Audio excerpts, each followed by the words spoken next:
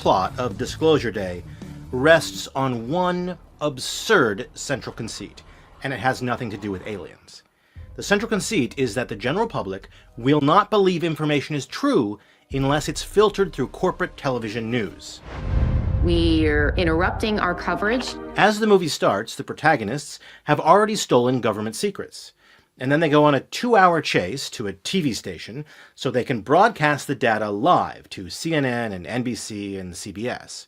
Now, at any point, they could have uploaded it to the internet after about the first 5 minutes. They could have uploaded it to social media. They could have distributed it via BitTorrent. They could have sent it to an independent journalist or WikiLeaks. At any point, they don't do any of that. They need to broadcast it live on television. This is Disclosure Day.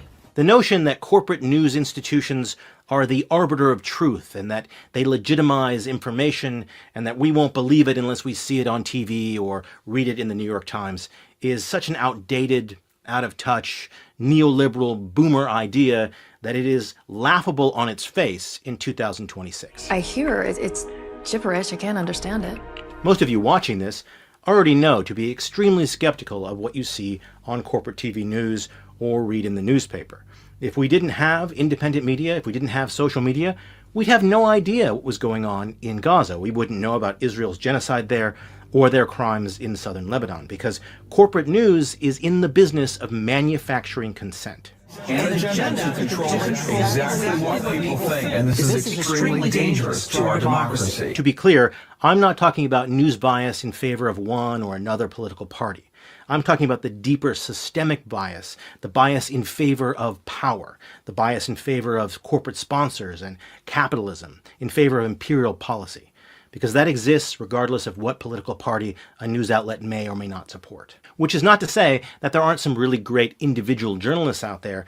There are, and they're trying to do investigative journalist work, but it is really difficult for them within a corporate structure that is designed primarily to uphold power, not challenge it. And these institutions have basically operated like this forever. I stopped trusting corporate news back in the early 2000s when the US invaded Iraq, and I saw that corporate news was essentially cheerleaders for that war. They operated as stenographers for the people in power and provided cover for the war crimes that were being committed. So back then, I turned to the internet to get my news.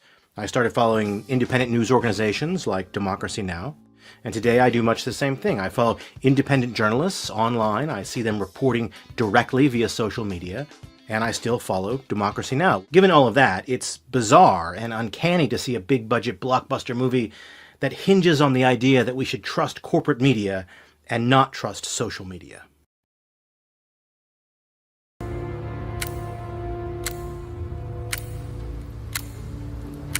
Good time.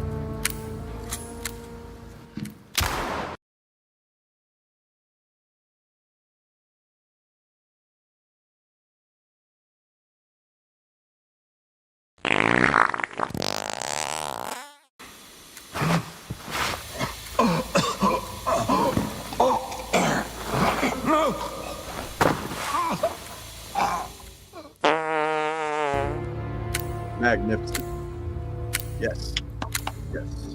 Fuck off. Fuck right off forever with the power of 1,000 dicks. Okay? Yeah.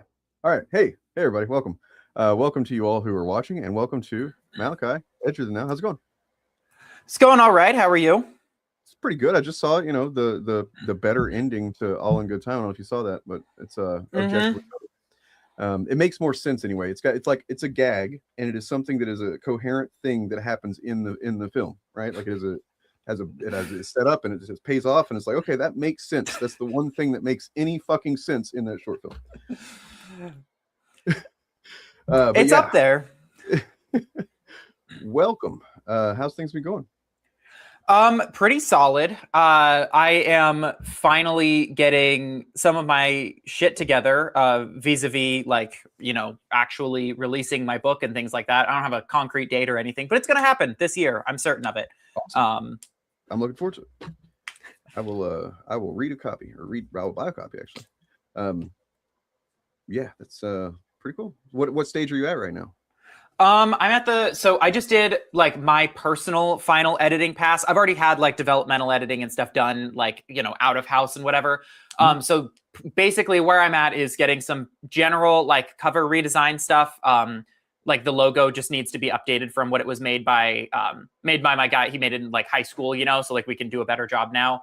And then getting like storefront stuff set up. And then I think I'm going to make a couple of like posters and like ads and things like that. Cause I kind of want to do more than just like drop a book, you know. I'd like to. Is this a self-published thing or what? Yeah, it's going to be 100% creative control is in my hands. Gotcha.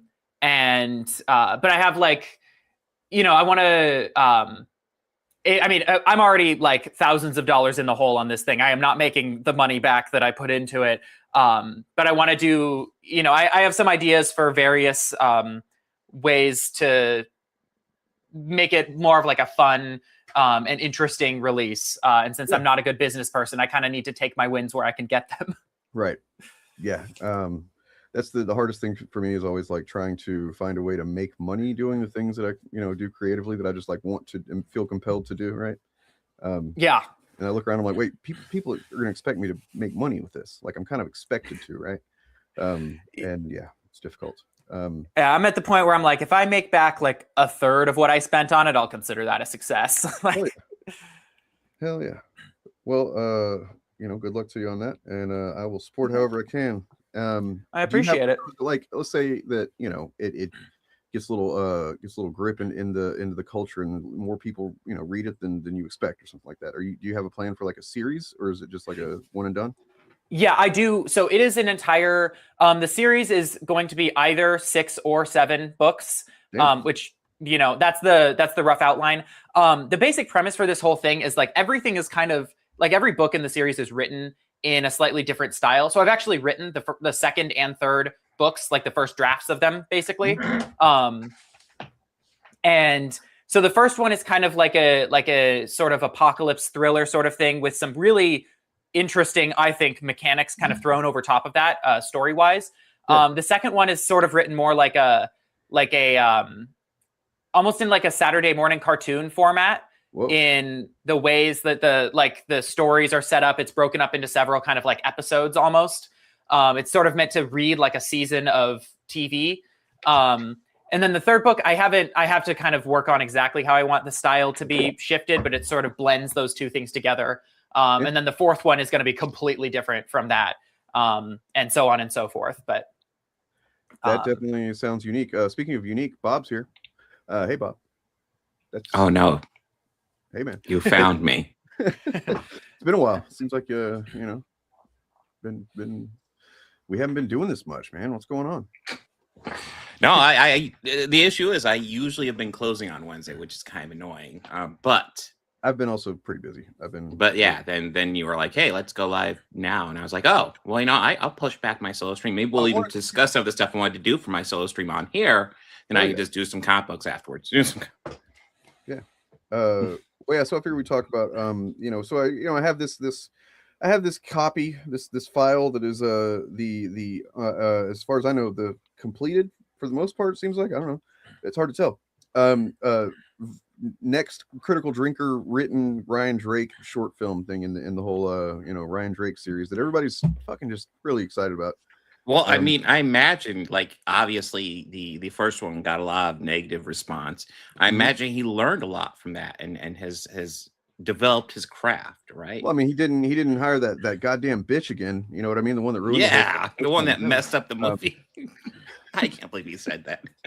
Yeah. Oh, I haven't gone back to look at this. But somebody commented on my review of Mahler's movie that in the behind the scenes, Drinker makes a weird comment, something to the effect of like, look what you can do when you, or look what you can accomplish when you hire good actors. And it like totally, and I haven't gone back to listen to it. So I do need to go and find like the timestamp or whatever for that. But it totally like read as basically him continuing to shit talk the cast of his original thing. But several of them are in this. That's the thing. That's weird. It's just like the guy doesn't know how to not burn because they've become better actors, obviously. Yeah. I mean, there's a couple of these guys that are that he got for, I don't know, I don't doubt he got them, but like that were casted that are kind of interesting looking, I suppose. So I can see why like aesthetically maybe they were cast, but it's not like the acting's very strong with anybody. It's also just really they're all let down by the goddamn writing. It's all pretty, bog water kind of bullshit. I mean, But I'm not gonna lie. From now on, I want all these movies to end with some random dude just exploding gas from the back of his neck.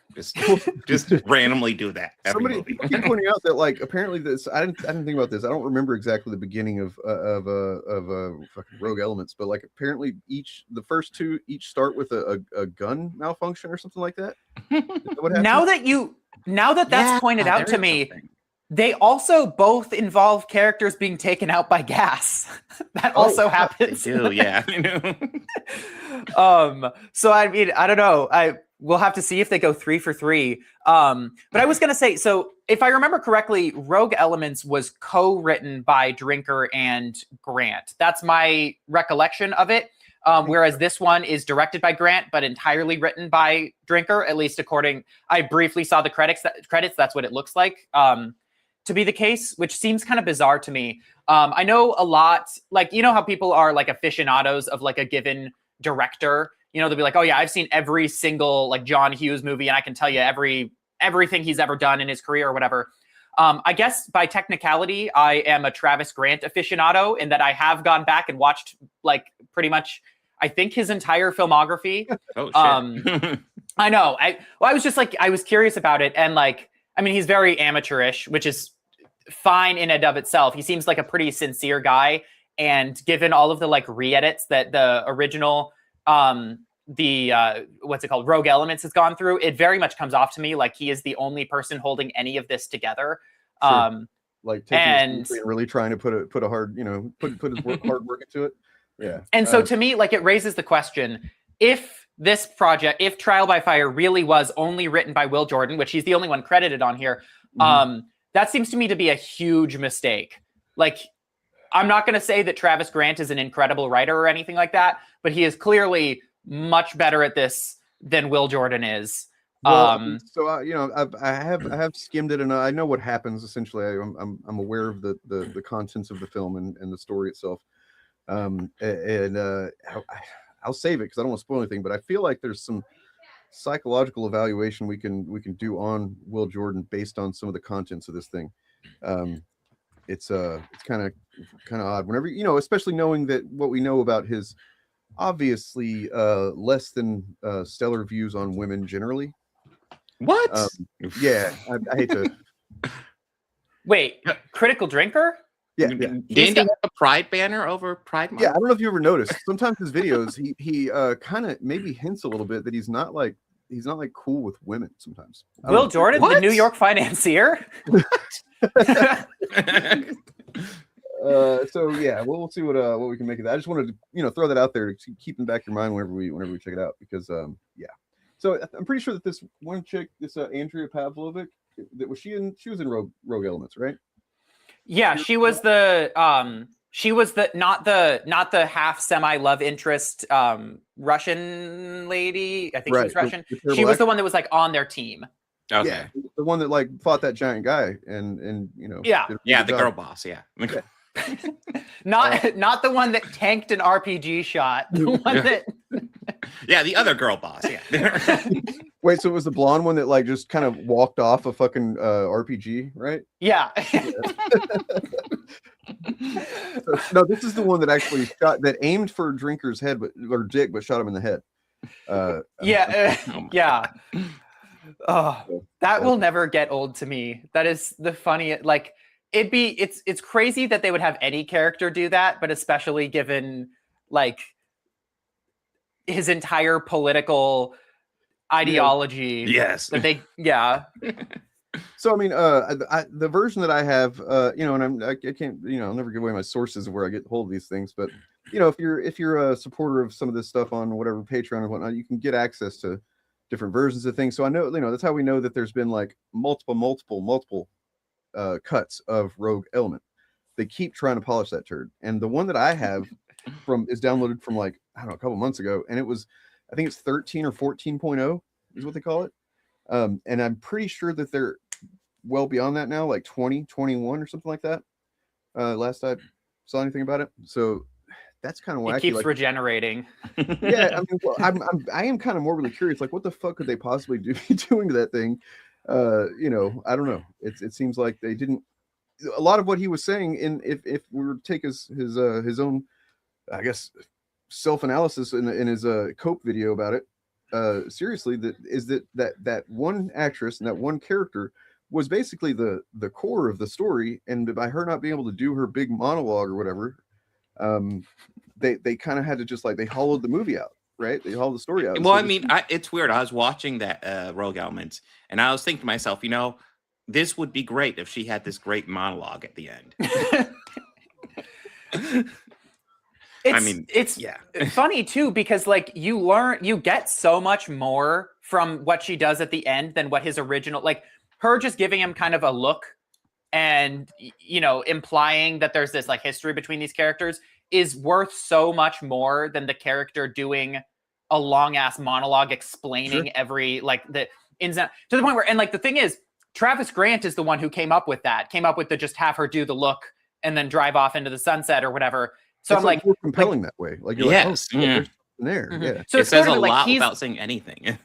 He's the person who has like actual instincts on this sort of thing. Whereas like Drinker thinks that if he just like hammers you over the head with what he's going for over and over again, then like it'll become a good story. That's where Mahler must have gotten it, you know? Yeah, Mahler, where he'll like have an event happen on screen, but then he doesn't trust you to have seen that happen. So he has a character say it out loud like 2 seconds later. It's very helpful. Oh my God. Clock ticking. Look, there's a clock. Time. Yeah. Clocks and time. All right. Yeah, so let's see what we got here. Before that, I wanted to check in on Rooster real quick. Check on this. You know, Trump's been doing his Freedom 250 thing, right? And then he's doing his big July 4th rally coming up. Dude. And look, it might be really cool. Let's check and see how the practice is going for the stage show. Okay.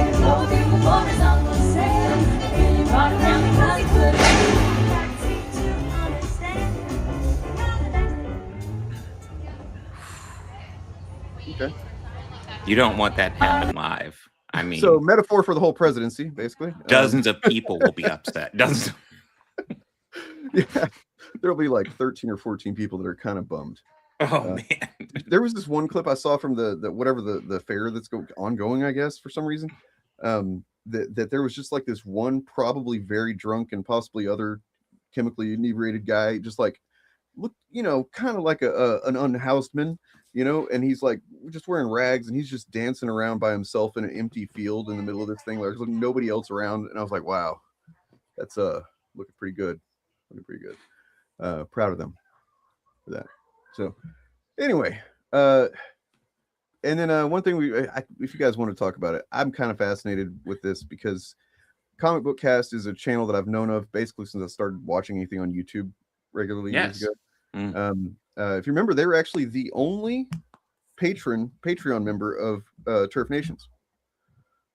Oh, yeah, that's right. Yeah, odd factoid that we found out. I don't know if he still is or what, but you know, I don't find his content particularly. I appreciate the fact that he's generally been, as far as I can tell, you know, even if he's talking about rumor, he's talking about it as a rumor, right? And like, yeah, and he has been openly anti-Chud. Yeah, that too. And so, you know, in those ways, it's like, okay, I don't hate that he's out there, but he seems to be going on this fucking anti-James Gunn arc in the last few days. Like, he's really fucking tearing into him. Yeah, I think it's easy right now because Supergirl's not doing great at the box office, which is I think it's disappointing.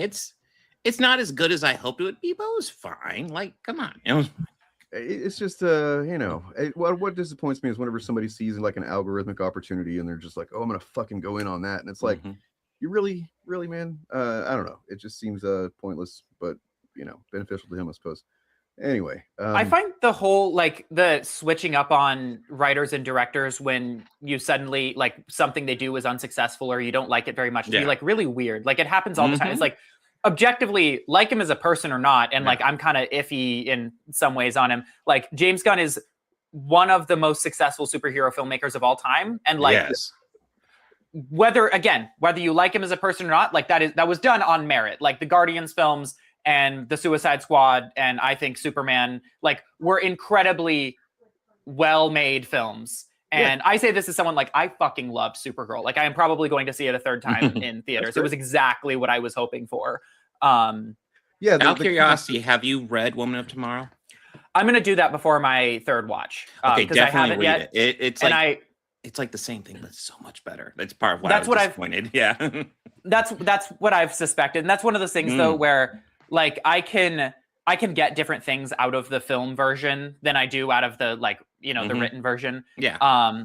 But I fully, I mean, it's definitely made me want to go back and read Supergirl, because right now all I've been keeping up with is like Absolute Batman, and I think I'm caught up on Wonder Woman, but I could be wrong. Absolute Batman's been fucking crazy.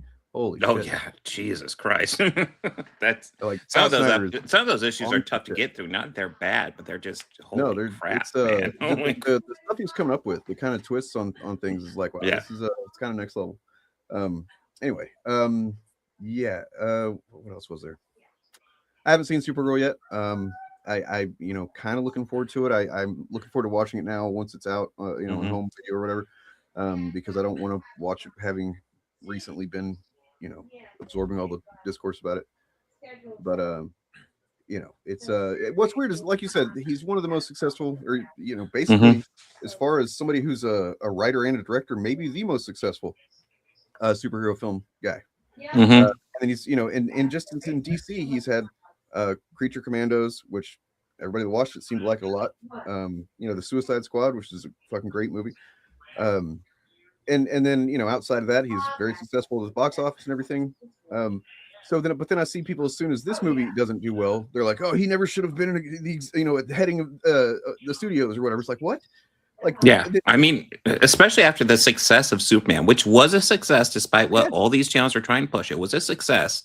And then this one kind of the hair splitting I still see about Superman in the box office it made is fucking crazy. Like, people are like, it made like 600 something whatever, but it didn't make 800,000. It's like, okay, what's your point? It made its budget back and then some. It's fine. I mean, Superman has never been $1 billion franchise. Let's be real. It's not Spider-Man, but but I find it. I mean, it's so weird to me that like people are making these comparisons between like Superman last year didn't make as much money as like Man of Steel or whatever, but like those two movies came out under completely different circumstances.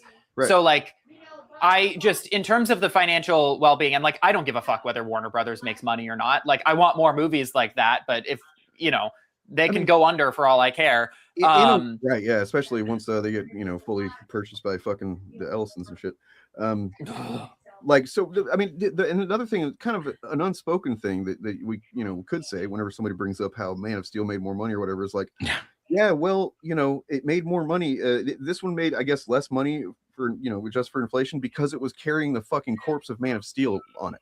You know what I mean? It's carrying fucking the Snyderverse, just dead behind it. So yeah, maybe it struggled a little bit because it was trying to fucking shuffle that clear. You know what I mean? Yeah. So it's not really the own that you think it is whenever you bring that up. Anyways, let's check this guy out. This whole. Well, I guess Ryan was supposed to be here at some point, and then Chariot maybe. Let's see if they're gonna show up. In theory. All right. Well, we can kill time then a little bit. Yeah. Speaking of time, did you see All in Good Time, Bob? Oh yeah, no, I have a video out with my reaction. I thought the ending was hilarious. Yeah. I was just like, oh my fucking God. Oh my fucking. I got my hands on the original ending. I uploaded that yesterday. So I did see that. So I feel it's almost too on the nose. I mean, genuinely, like the more that I think about that ending, the more baffling it gets to me, because I'm like, I feel a little bit like Christopher Lee in The Lord of the Rings, where he's explaining to Peter Jackson, like, that's not how a person sounds when they get stabbed. Like, this is how a person sounds when they get stabbed. Yeah. Like, I have exposed myself to toxic gas before. I know what that looks like and what that experience is like. And it doesn't look like sitting there staring at it for a couple of seconds and then like going and then falling to the floor. Like, well, I mean, like mind the fact that why did he walk over there and bend down in the first place? It doesn't make any, none of it makes any sense. He's obviously expelling gas from his neck. Let's bend over him and get our faces right get into a closer look. Continues bending as the gas is releasing. It's like, Jesus Christ, man. Dude, if that which happens, kind of gas is that? Yeah, either get out of the room, maybe run to a window and open it. Like there's so many better options. I need to understand how the mechanism worked. Was that going to go off at that point no matter what happened, or was him being shot what triggered it? I don't know. What? I don't know. It only works if he gets shot in that exact specific spot. Like that's why it was an elaborate game of 5D chess where he had to convince this guy to let him go so that he would get shot in the back of the head in a very specific spot, so that therefore it would trigger the gas canister, and then he would bend over and look at it. It's so many variables. This guy's a genius. Just imagine his gun doesn't jam at the beginning.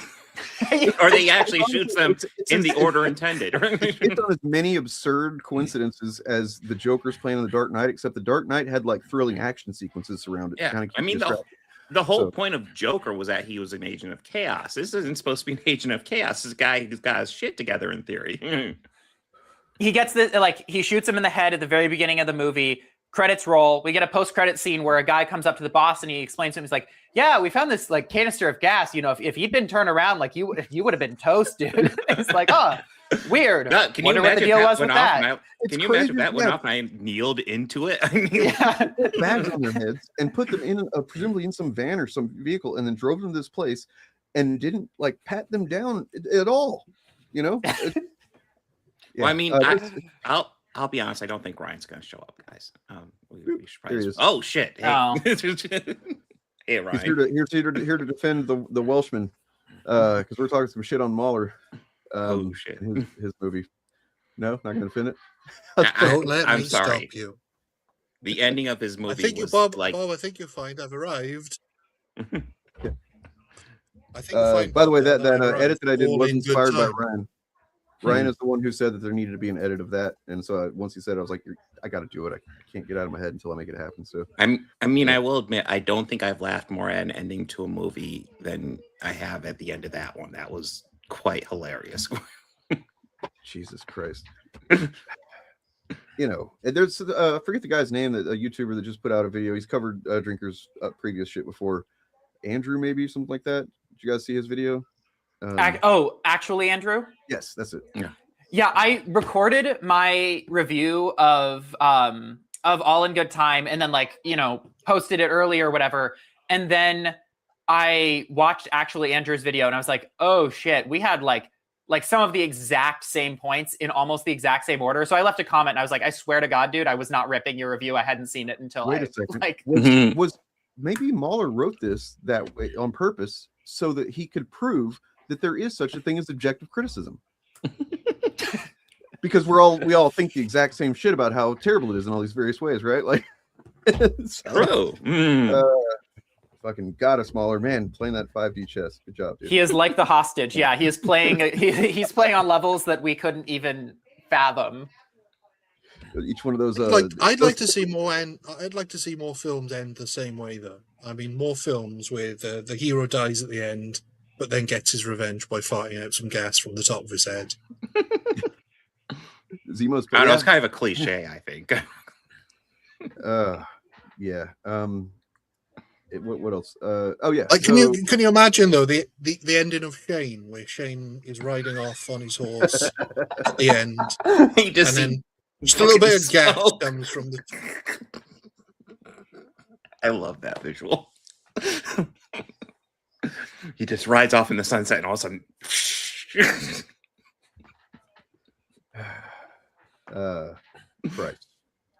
Christ. So are we waiting on Sherry? I think I told her that she was welcome. I don't know if I directly responded to that though. Shit, I'm terrible at this stuff. She said she might show up, and I don't know if I actually said anything in response. Give me just a minute. I gotta check on something. You posted the link. So let me see. I'm not seeing anything, but it doesn't mean anything. Oh, okay. I'm just trying to think of films now that will be improved by the hero releasing some gas from the back of his head in the final shot. Now, there's not many films. I think Supergirl obviously missed the boat on that one. That one made a $1 billion movie. The alternative to that is that he actually had like a shitload of gas canisters like all over his body, like that, like Like in It's Always Sunny in Philadelphia when they try to sneak booze on the boat, so they've just got like rows of it, you know. So it's like he gets shot anywhere. It's gas all over. Just hundreds of them scattered throughout his body. I love that visual. And just nobody checked this guy. Nobody even did a pat down. Like, oh god, oh god, that's what they did. That is the actual. That's what happened. That's I have to go handle a thing. You guys are welcome to start the future presentation if you want. I'll be probably like no more than 5 minutes, but I'll be back. Feature presentation. We can give it a few more minutes. I don't know if you want to chat a bit more. Well, yeah. Well, Ryan, what did you think of Supergirl? We kind of brushed. I haven't seen it yet. I haven't seen it yet. I'm going to go see it. You slap her. I mean, so like I uploaded a video. I think it comes out tomorrow about the Critical Drinkers review of Supergirl and kind of addressing some of the like stuff that went on with that. And I think it's so interesting to me that he and I'm gonna keep this like spoiler free. Like I'm not gonna talk about anything specific here, but like he directly in his review calls Ruthie like a strong female character as a pejorative term. And it's like it's one of those things where they spent years going on and on about how they just want like female characters to have flaws and make mistakes because otherwise they're Mary Sue's or whatever. And then you pick a character whose like entire arc in this film is based around like a fucked up worldview that she has. Yes. And it's not enough for them. And it still doesn't matter. Like it's literally just girl who, I mean, isn't even particularly good at fighting in this movie. No. Still not acceptable. Yeah. Like it blow. Yeah, like calling Ruthie a girl boss or a fucking Mary Sue. It's like no, you like maybe we watch different movies, but absolutely fucking not. I guess I missed the scene where she tanked an RPG shot. Yeah, you missed the scene where a whole bunch of gas came out of her. Imagine, if you will, the final scenes of Braveheart, where William Wallace is strapped to that board, screaming freedom, trying to outlive the evil Edward II. But just before he dies, Edward II wanders over to him, and as he releases his last final freedom into the air, a little bit of gas just comes out the back of his head and poisons Edward II. Oh, just so much better. So much better. So actually, this is an interesting topic. What do you guys think of the announcement that PlayStation will no longer be doing physical media? For me, it's madness, but then because it feels like we're on the cusp of people really getting into physical media again as streaming sites delete films and TV shows that people want to see. PlayStation leading the way by just deleting 500 movies that people may actually own and saying, oh no, even though you paid money to own that, you don't own it anymore. I mean, surely that's going to drive them to people to purchase the physical media. Yeah, that was the sort of prologue to this story. Their deal with, I forget which studio it was, but their deal ended, and with whichever film studio. So any film purchased by that studio through the PlayStation, was it PlayStation Now or whatever their streaming service is, gone. You bought it, you don't own it. Wow.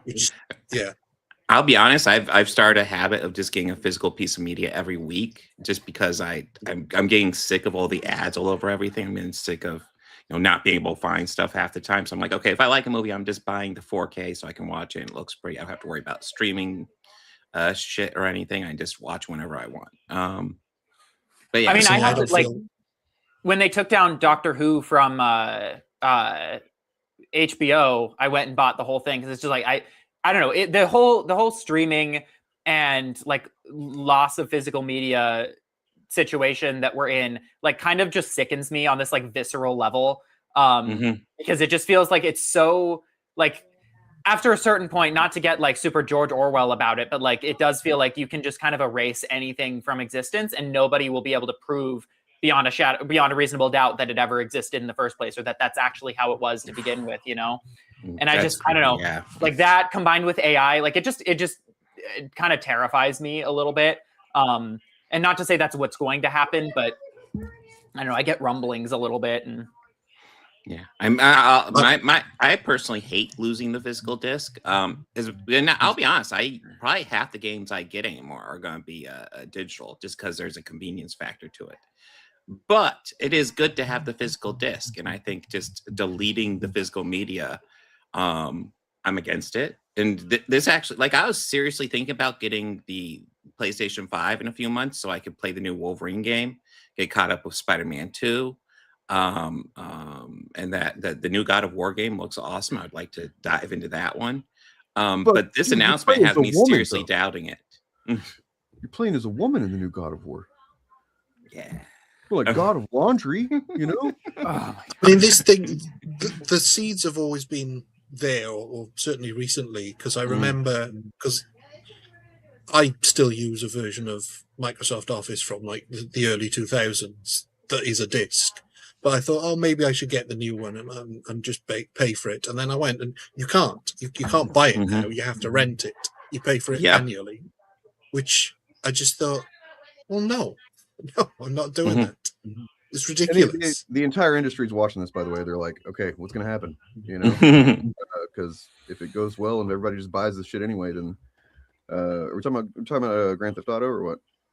Well, we're just talking about PlayStation announcing that they're no longer going to make disc for their game consoles. Yeah, well, that's because Grand Theft Auto 6 is like the test case for it, right?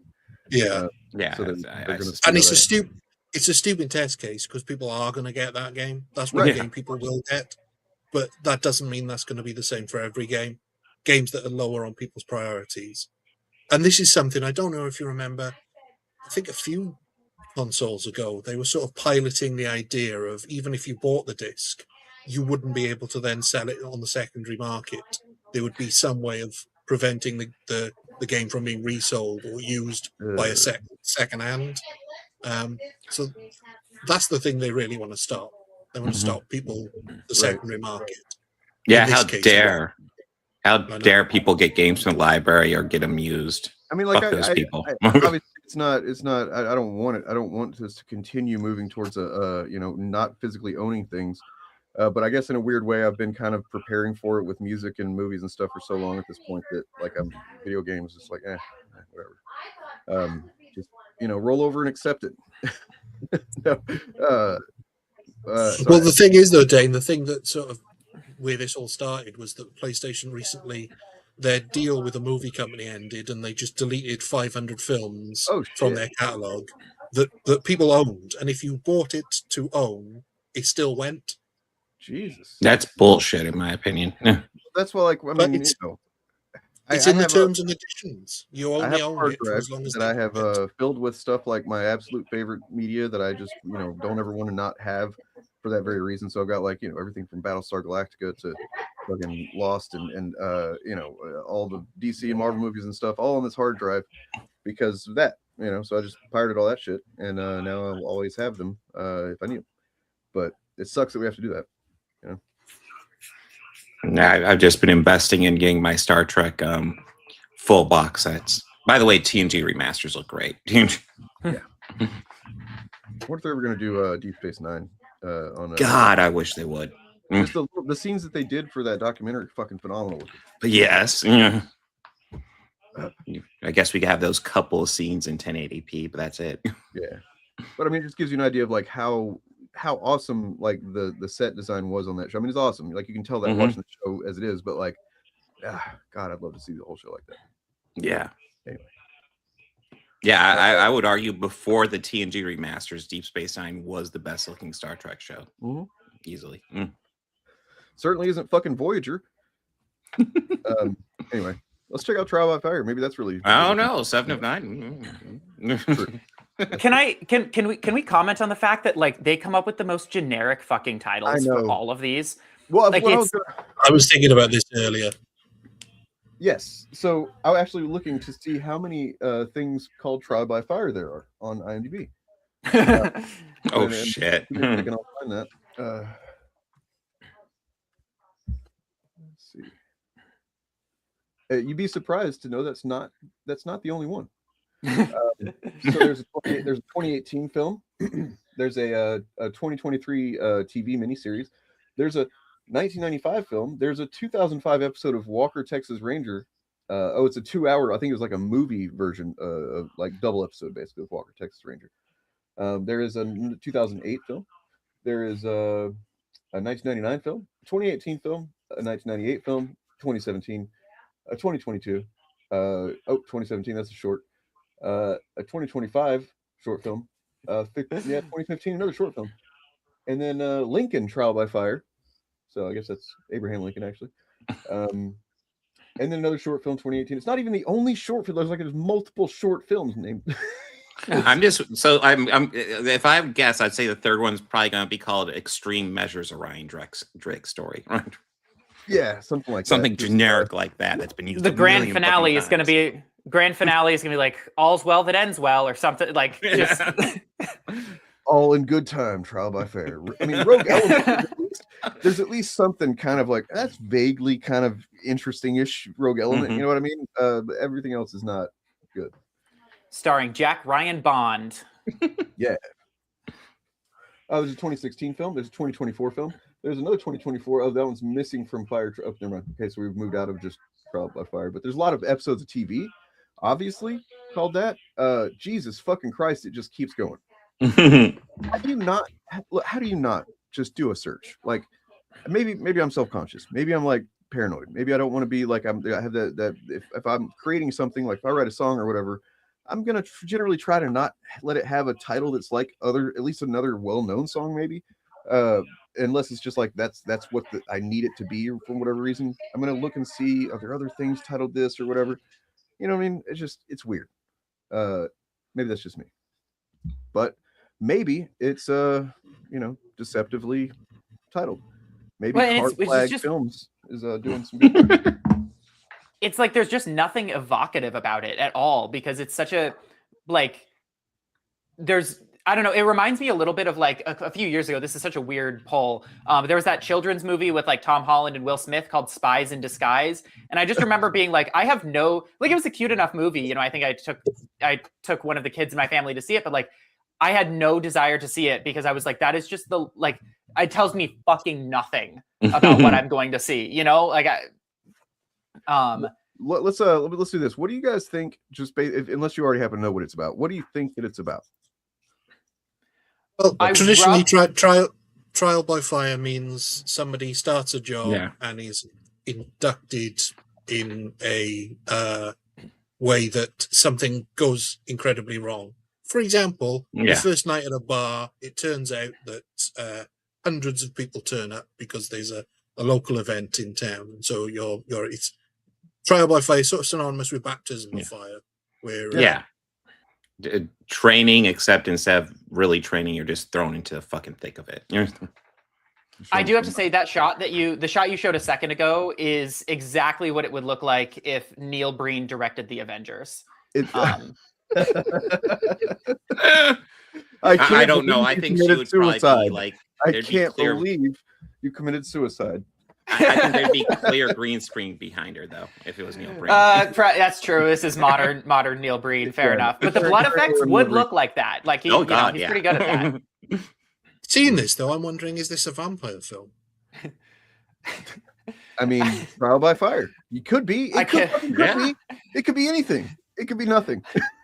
I cannot believe you tried to take over New York City. I cannot believe you did that. I cannot believe you turned me into a vampire. I cannot believe it. And then, is she the vampire? Maybe. Man, she has had a glow down from the previous episode or previous installment. It's not shot in that aspect ratio, right?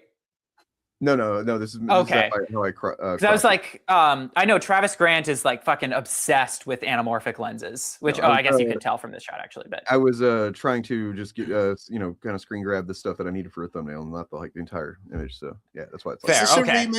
Is this a remake of Zack Snyder's Watchmen? Because yeah, that does kind of look like Al Night Owl. Yeah, Night Owl. Yes, so goggles, am I crazy to think that like it kind of hit me way later after Rogue Elements came out and stuff, where I was like looking at a picture of this guy for whatever reason. I think the last time we used him in a thumbnail or something, I was like, wait a second, and I pull up a picture of a Will Jordan. I'm like, they kind of is this? He kind of looks like him, right? Like, are you saying Ryan Drake's a self-insert character? I think he might be, and I think he might be why this guy was cast. What, you think he's a Gary Stu? Maybe not by Will himself. Maybe whatever the guy's name is, that hey, this kind of looks like Critical Drinker, so I'll cast him. But I see some resemblance. I don't know. Get a guy who looks like me, but make his hair flat as opposed to standing up like mine. Yeah. Let him have a regular forehead though, if possible. Do that. All right, here we go. Let's see if they fixed any of the stuff that he was going wrong with the opening. I'm confident it'll be amazing. We're about ready to get blown away by this. So okay, I hate to do this, but gradual upgrade. I was kind of thinking maybe they'll get better each time. I don't. Yeah, that's what's happening. But what? That's false advertising if it doesn't happen. I know. And then the Transformer. Here we go. Oh yeah. Wait, have they fixed it? They haven't fixed it. No. Oh wait, this is done by Crescent Creative. Yeah. They're in such a difficult spot right now with that because, like, objectively, they do need to fix that because it's ridiculous. Yeah. But also, I feel like doing it would be giving into the haters a little bit. So I am so curious if they're actually going to be like, okay, yeah, no, that's like, all right, haters got us on that one. I'm sorry, the crescent moon is a sea or it's not. Fucking pick it. I don't care. No matter what the cause of it is, it does not reflect well on the filmmakers, right? Like they just didn't notice the design was bad, or they didn't. I don't know. Didn't even think it was bad. I don't know. I do like this little logo though. I like the dog catching the film. That's cool. I think that's cute. But the car flag thing makes me think. I think of somebody just going. They're like sitting around outside. And they're like, what are we gonna call this thing? I don't know. Car flag.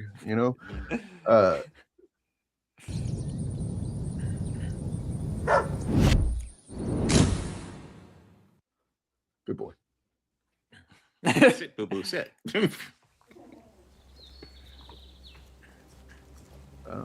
Establishing shot in nature.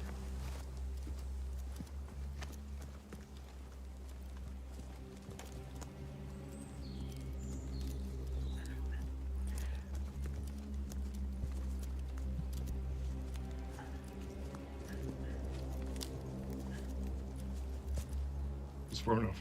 Because everybody complained she was a girl boss in the last one. I don't think that's why they no, because wow, this music got this.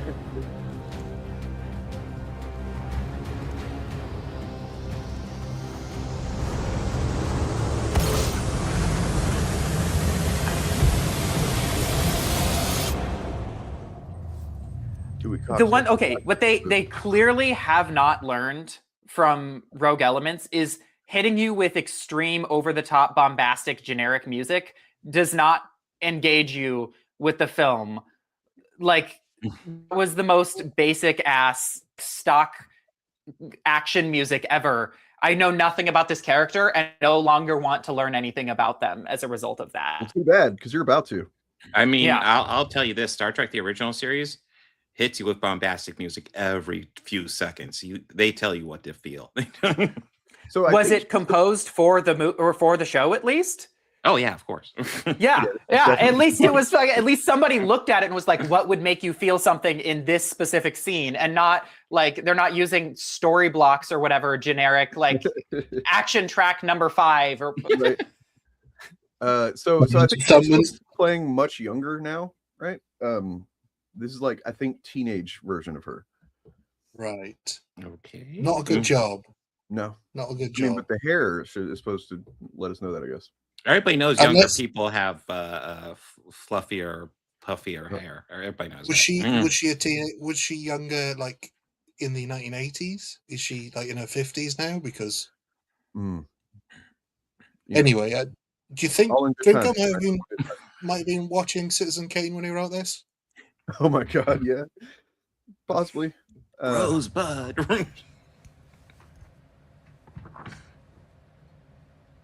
Drop it. Okay.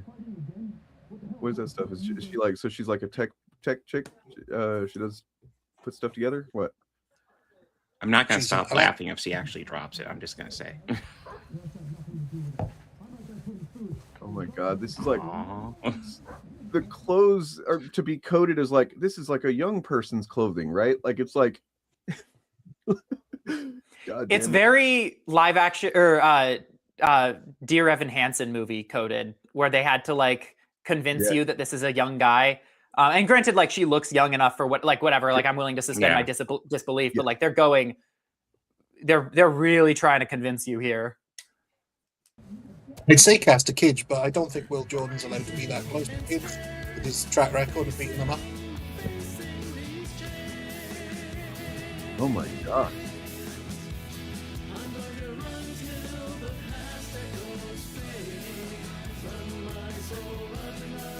Is that AI flop music? What the fuck? That's terrible. No, man, it's great, man. We're really getting the vibe for her character. Can I comment on some? Oh my God, this just like hit me. Watching Critical Drinker and I think like Mahler and a couple other people, when they were watching the Supergirl trailer, they were complaining so hard about how it relies on music and as the character sitting there listening to music. And one of the things that they commented on that I think is like totally ridiculous was they were like, there's no reason for this character to get into music. Like, why would she be into music? They haven't explained why she would be listening to this music. Why would a person listen to music? It is so ballsy to open your second film doing that exact thing. Like we haven't had it explained why she listens to music yet. Like we don't even know why she likes music at this point. I'm really confused. They better Supergirl explained why she liked music in the movie, so they better show me like a biographical reason why she listens to music with headphones.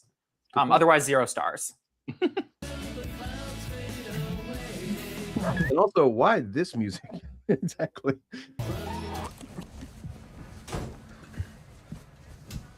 Get out of my room, Greg. Did you forget something? This is my house.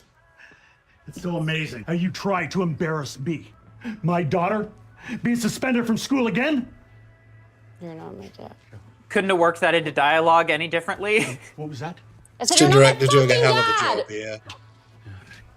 But you will respect me. I mean, this isn't cliche at all. So none of this is. Man, this is. I've never seen this. There is an aspect of this story that at the end is not cliche. I will give it that. Okay. Clearly, there is an aspect that's not cliche because I think that most filmmakers would not make the choice at all. But this that's isn't ominous. This really isn't a condemnation of this movie, but it just popped in my head very quickly when the dad came walking in and she was just like, my brain immediately went to the dad in Scary Movie. Just expect this guy to be like, okay, I need you to hide the drugs, honey. It's been a long time trusting that, but I like the world building though. The poster on the wall for Time Man. The Time Man. Time Man was a great movie. I don't know what you're talking about. Can I actually?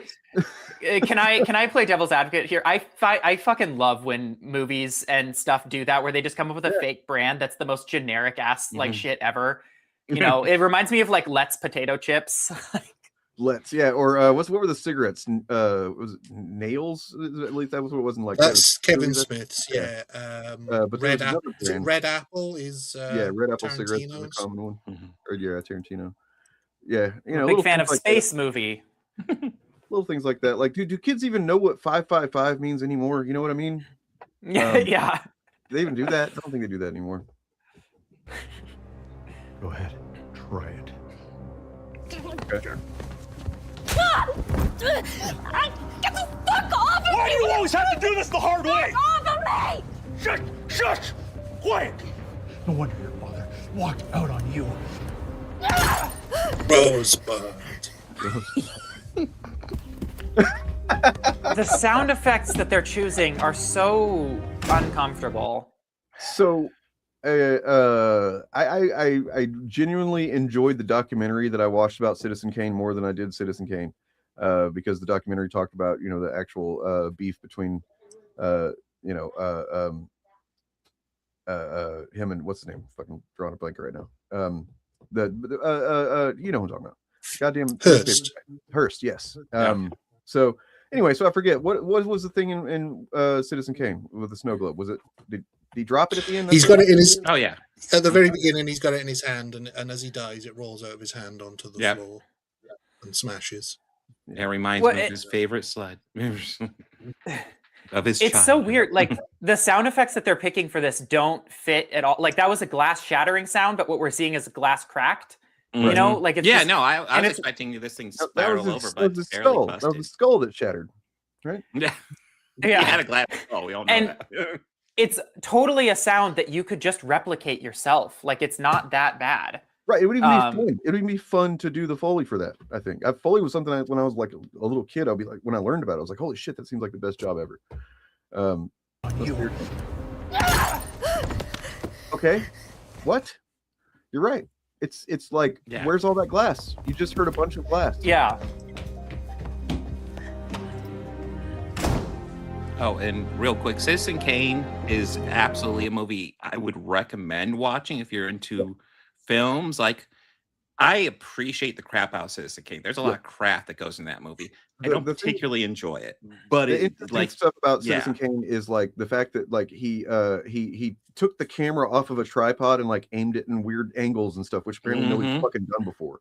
So he, like, gets down on the floor and like aims it up or whatever, and people are like, well, what are you doing, man? You can't do that. If you're interested in like the history of cinema and how movies are made and that sort of thing, perfect. If you're more interested in story, I'd skip it and probably go to The Third Man as Orson Welles' best film. Although he didn't direct it, but I had a DVD that I got of Citizen Kane a long time ago, and it came with this documentary. I wish I remember the name of it, but it was kind of like part of the package. That documentary. I mean, he basically invented 30 or 40 different movie techniques that are still in use today, and he wanted to learn. I think he wanted to learn lighting, so he just learned lighting basically. He learned because he didn't know how to light films and things like that, so he just worked with some of the best on how to light and the best cinematographers, and said what he wanted. And when they said we can't do that, he was like, well, find a way. So yeah, it's revolutionary. Well, I mean, Rear Window is excellent too. That is not Orson Welles though, but yes. All right, well, here we go. Title of movie. Nice. Wait, which one is this?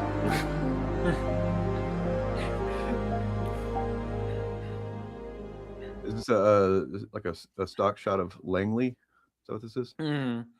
Once the entire cinematic universe is out, you should play a game with people where you give them the titles of the movies and the plots of the movies, and then you have them pick which title each movie goes to. Oh God. Where's the text to tell me what's going on though? Yeah, I have no idea where we are right now. I mean, that could be a hospital. Hastings was sent in to track down the missing nuclear fuel. Then he went dark. Our objective is to find him, secure any material on site, and exfil. So is every time jump just okay? Why do they have their main guy mispronounce nuclear? Did he say nuclear? He said nuclear. Oh my God! I think my biggest problem is his accent changes with every word. He's supposed to be like a Cockney geezer type, but I thought he started off like sounding American, then posh British, then Cockney.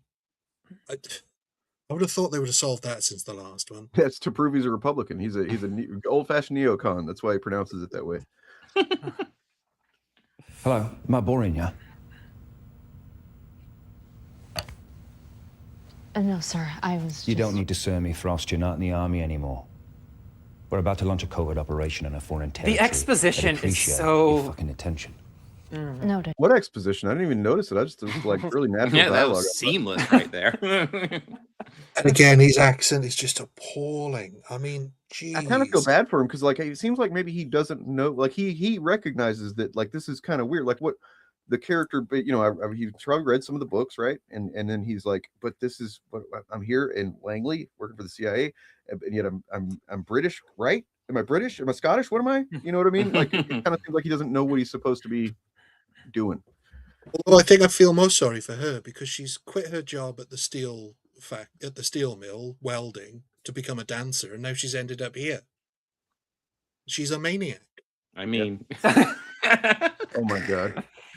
I mean, I was thinking. She looks like don't you look? Yes. Don't you think she looks like Jennifer Beals? Yeah, no, she does have a bit of a Jennifer Beals look. Now, I'd say Jennifer Beals back then, but like, fuck, she doesn't fucking age. So, you know. Oh man. Well, also, why keep like the hair was one of the things they were using to identify her as a teenage child, right? And then like, then they flash forward, and she's still got basically the same hair. No, the hair just means flashback. Oh, she used the same hair throughout her entire life until the very moment at the beginning endish. Because he's got a nice shorter haircut here than later on when he lets it grow out a little bit. So, yeah. Army, huh? What outfit? SIGINT, then Defense Intelligence. Fucking keyboard warrior over here. See a lot of action behind your screen? Shit, give the kid a break, Keegan. You were green once. We asked that for a dig field at operatives liberals? and we're saddled. Did he say what outfit were you with? And she said second. Is that a thing? Yeah, second. Mm. Second outfit? Is that a thing? That's not a thing, right? Like that's. I don't think so. I think you would need more than second because Right. second battalion for which. And he knew that she was basically a desk jockey or whatever the fuck based on that. Yeah, he wouldn't know. Yeah, 100 pounds of dead weight. Oh, yeah, but it's not about the size. It's about how you use it, right? And with all due respect, not a kid. I don't need you to speak up for me. Okay. Wasn't speaking on your behalf, Greenhorn. All right, that's enough pillow talk. Right now we have a compromised asset and a shitload of nuclear fuel to recover. Oh my god. A lot of innuendos here. Yesterday.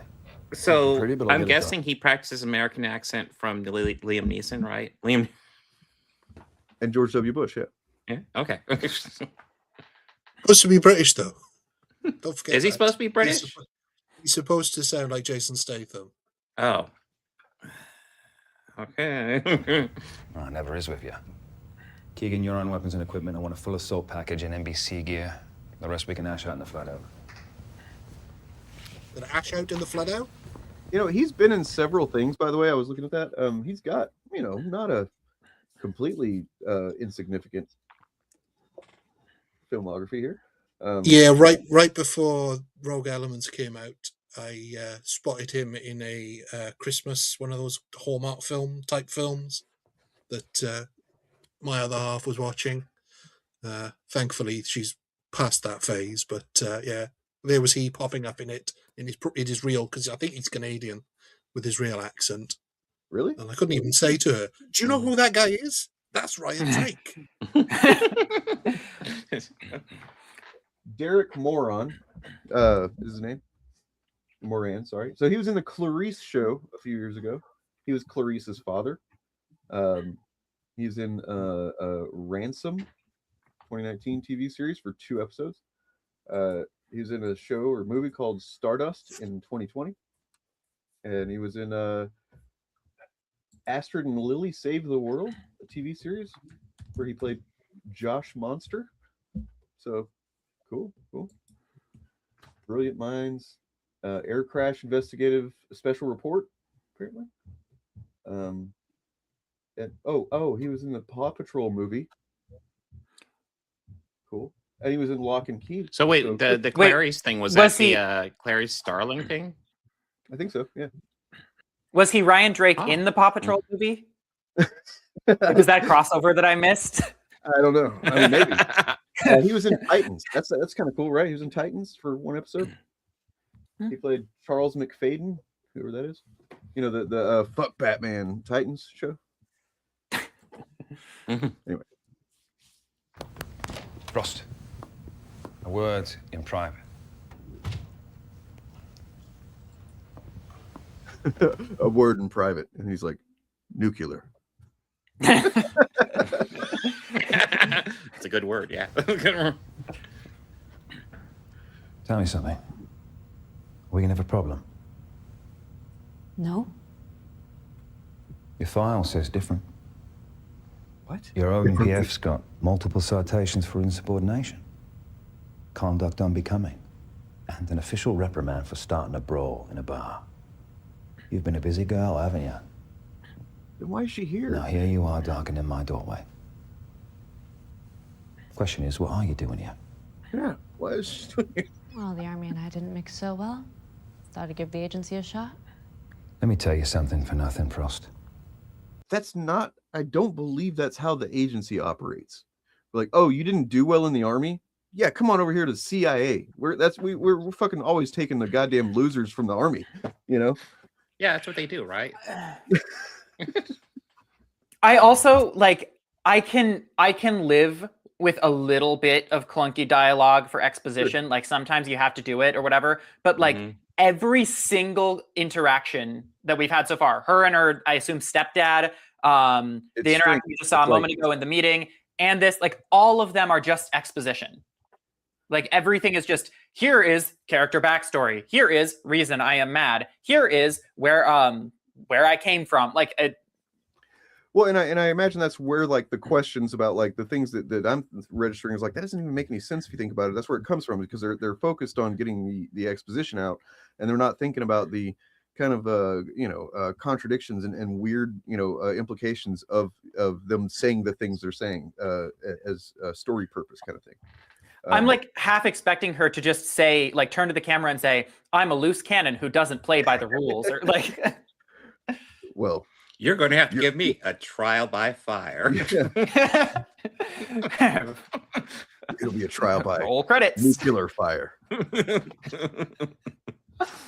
Precisely zero tolerance for bullshit, troublemakers, and little girls with bad attitudes who want to play soldier.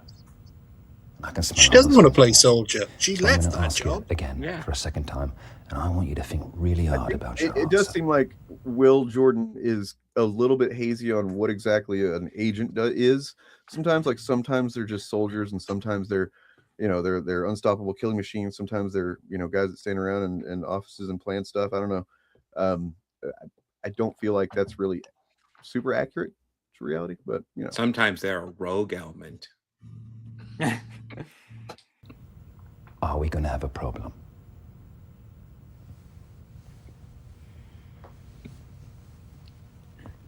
No, sir. No problem. Flight leaves in 2 hours. Don't be late.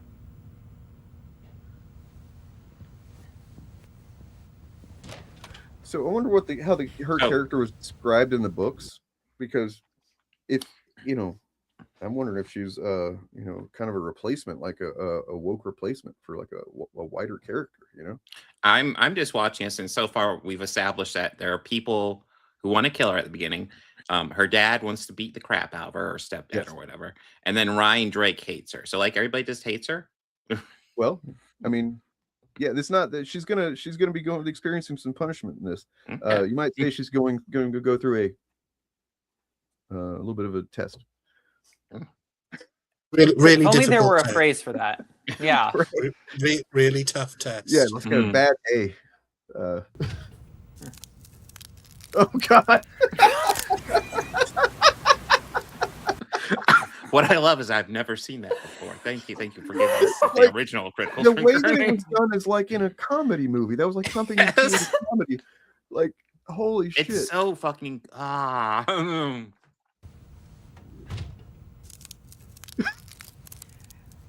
love the I love the sound effect on it. Yeah. I will say, the cinematography obviously isn't like amazing, but it's the least bad part really so far. I guess he's moving the camera around. He has that going for him. It's not all on a tripod. Like, yeah.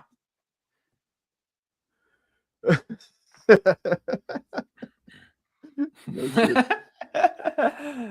Fuck! Back the fuck off! Take it easy, girl. It's cool. What do you want? You're new here, right? Yeah, so what? Bad time to be a newbie. Look, I got a place here where you can get dry. If you want. What, so you can feel my shit down my back? Shit, girl, this isn't a prison yard, okay? Plus, you have nothing worth taking anyway. At least we have that in common. You don't fucking know me. Yeah, well, you don't know me either. Look, you don't want to get caught out here alone. I've been where you are, and that's a bad place to be. Especially for girls like us. Maybe we look out for each other. It's up to you, I ain't gonna beg. What's your name? Stevie. Kira. If our intel's right, Hastings is being held in a decommissioned. All right, he put a little effort into that transition. Yeah.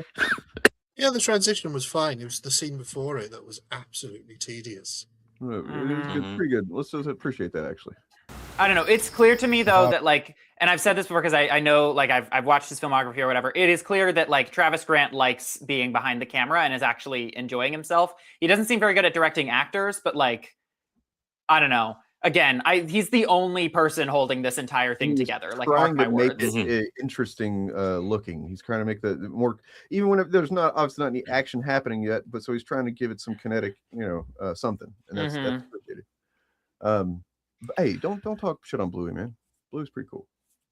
The dialogue in that last scene, though, that was just tedious. Yes. Yeah.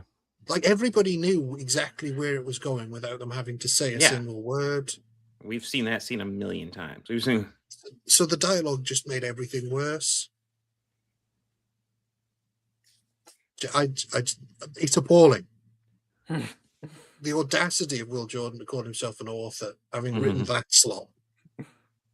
I mean, listen to how people speak. Not like that. I mean, this is all just like TV movie dialogue, all a bad TV movie dialogue. We don't know that she's a sex worker, do we? Well, context clues would say, yeah, of course she is, because maybe a dancer or something, I don't know. Well, in the right wing mindset, anyone that's homeless is either a druggie or a prostitute. True. So. If you're a woman and you're on the street, the only reason a woman would be on the street is because she's a hoe bag and she's like selling her ass. Yeah. Okay. She's not a good Christian woman. That's right. Intel's right. Hastings is being held in a decommissioned airfield just north of you. Frost, keep an eye on those rad counters. Anything above 100 rem we need to know, fast. On it. Full NBC protocols are in effect for this one, lads. Direct exposure to a nuclear fuel rod will get you a one-way trip to the hospital. Did he say full NBC protocols? You try not to fucking shoot yourself, Frost. Hey, you do your fucking job and I'll do mine. Knock it off, both of you. You ready for this? Yeah. We move. Switch to night vision, 5-minute spread. Let's go. I mean, I know they're real and all, but those helmets always look silly. Yeah, they're pretty cool.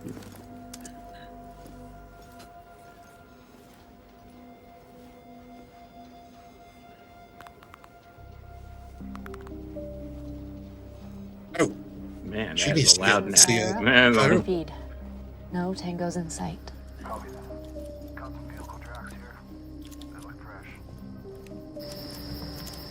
Nuclear.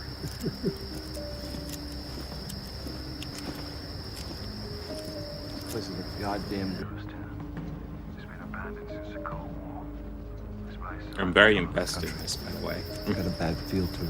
I'll spare us the Mystic Warrior shit, dude. You're not that deep. I just call it like I see it. I was talking to you both of you. Get your heads in the game. I'll be back. I mean, to be not to defend her because she's obviously not a real person, but I mean to defend popping the neck and without seeing a chiropractor. I can pop every joint in my body. It's just a thing I can do. Not all of them do it as well as I used to, but still, that makes so I don't have to see a chiropractor because I can just do it all myself. Not as well as I used to because as I get older and not as thin as I used to be, it's harder to, you know, kind of do some of the twisting I need to do to really pop everything. But yeah. I think the noise was just a little over the top. Oh God, it was very much over the top because she like it wasn't even like she was popping her neck. She was just like just slight moves. It's like what the fuck? Two Bob's impossible.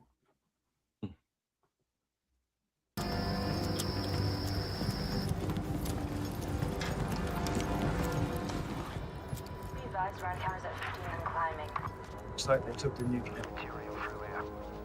Not to shit on Wait, did he say it right that time? Fuel rods. It sounded like he said nuclear.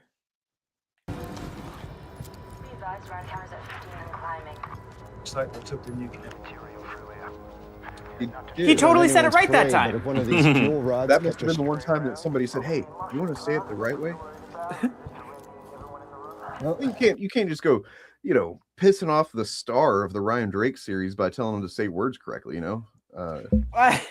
I just wanted to, because I was like, you know what? Like, if they're going to have it be like a weird thing about his character that he says the word wrong. I mean, like, obviously they didn't do it on purpose, but you could at least defend it that way. But like, no, he just says it like inconsistently. Okay. You missed the shot. He's learning.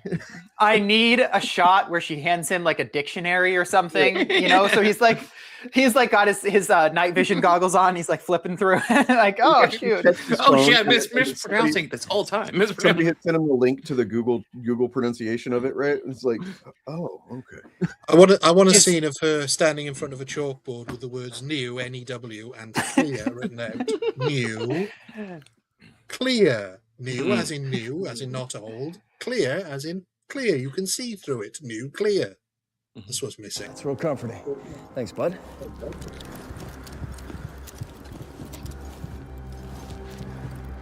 Ryan Drake should be perfectly at home here because it looks exactly the same as the place they used for the last film. So. Yeah.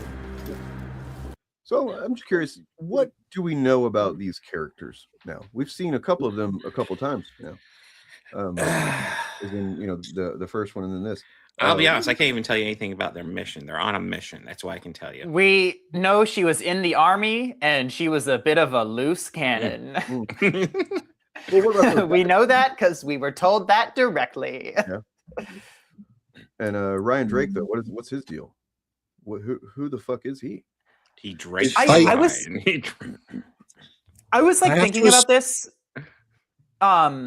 They're trying to do like the super gritty, realistic type thing. Like that's clearly what their intention is with this whole thing. But then they have him do stuff like give her the, are you ready for this? Like right before the mission or whatever. The kind of thing that it's like, if you were an actual like well-oiled machine, like an ironed out operation, right, you wouldn't be asking questions like that the moment, like 5 seconds before the mission starts, you know?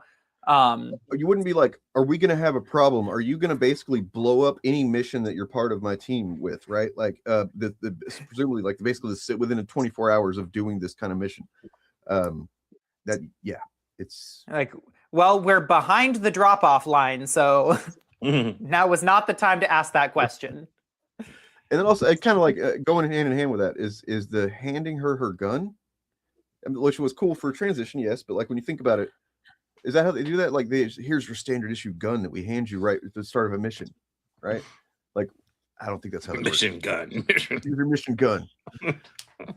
I'd say the other thing we know about Ryan Drake is that he presumably is a Highlander with an accent because he must be from lots of different places. I mean, I think that basically having seen, you know, things like the Jack Ryan films and then the Mission Impossible, all this stuff, that like essentially seeing all those does a lot of the work for the characterization of Ryan Drake here, right?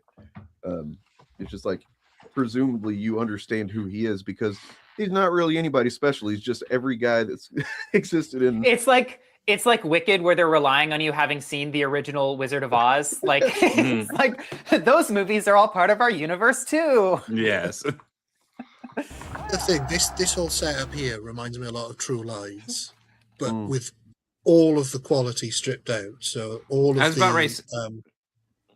the way that they play into the tropes in that on purpose in order to sort of give you the humor from before they undercut all of the tropes, like kind of subvert expectations with the Yeah, I mean, even to the point of doing the guy in the van thing that Tom Arnold does, that he doesn't want to be the guy in the van anymore, is an undercutting of that has been reused hundreds of times since. But it's like, no, let's just do it the boring way. I mean, True Lies is probably one of my least favorite James Cameron movies. Definitely. But like, it clearly defines the characters. We clearly know their missions. We know their motivations. We know what's going on with them. We know what's going on with those characters.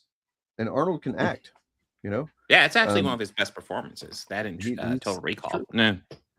True. He sells it, Yeah. So with this, I would say that Lucas's bad dialogue is at least more interesting usually. Like, it's bad in an interesting way. Whereas like this is just like it's bad because like he's really trying to get like a weird point across or like some idea out, whereas this is just like, okay, factory settings, how do we explain why this character is here and what they're up to? Yeah. I mean, say what you will about George Lucas's dialogue, it is quite bad and it is exposition heavy, but at least he's telling you the shit you need to know, unlike this mission where I'm like, we've had so much exposition. I don't know what this mission is. I don't know. Brian Drake giving us a monologue that tells him very much about him is anything close to as much about him as you learn from Anakin when he's talking about fucking sand. Yeah. Serial numbers match the missing consignment. Alpha, you're at 50 rads. Watch yourself. He is, of course, his name is Alpha. Oh, so the rads, that represents because they're doing a nuclear. I can't even say it wrong. Yeah, that's radioactivity. Yeah. Contact! Contact!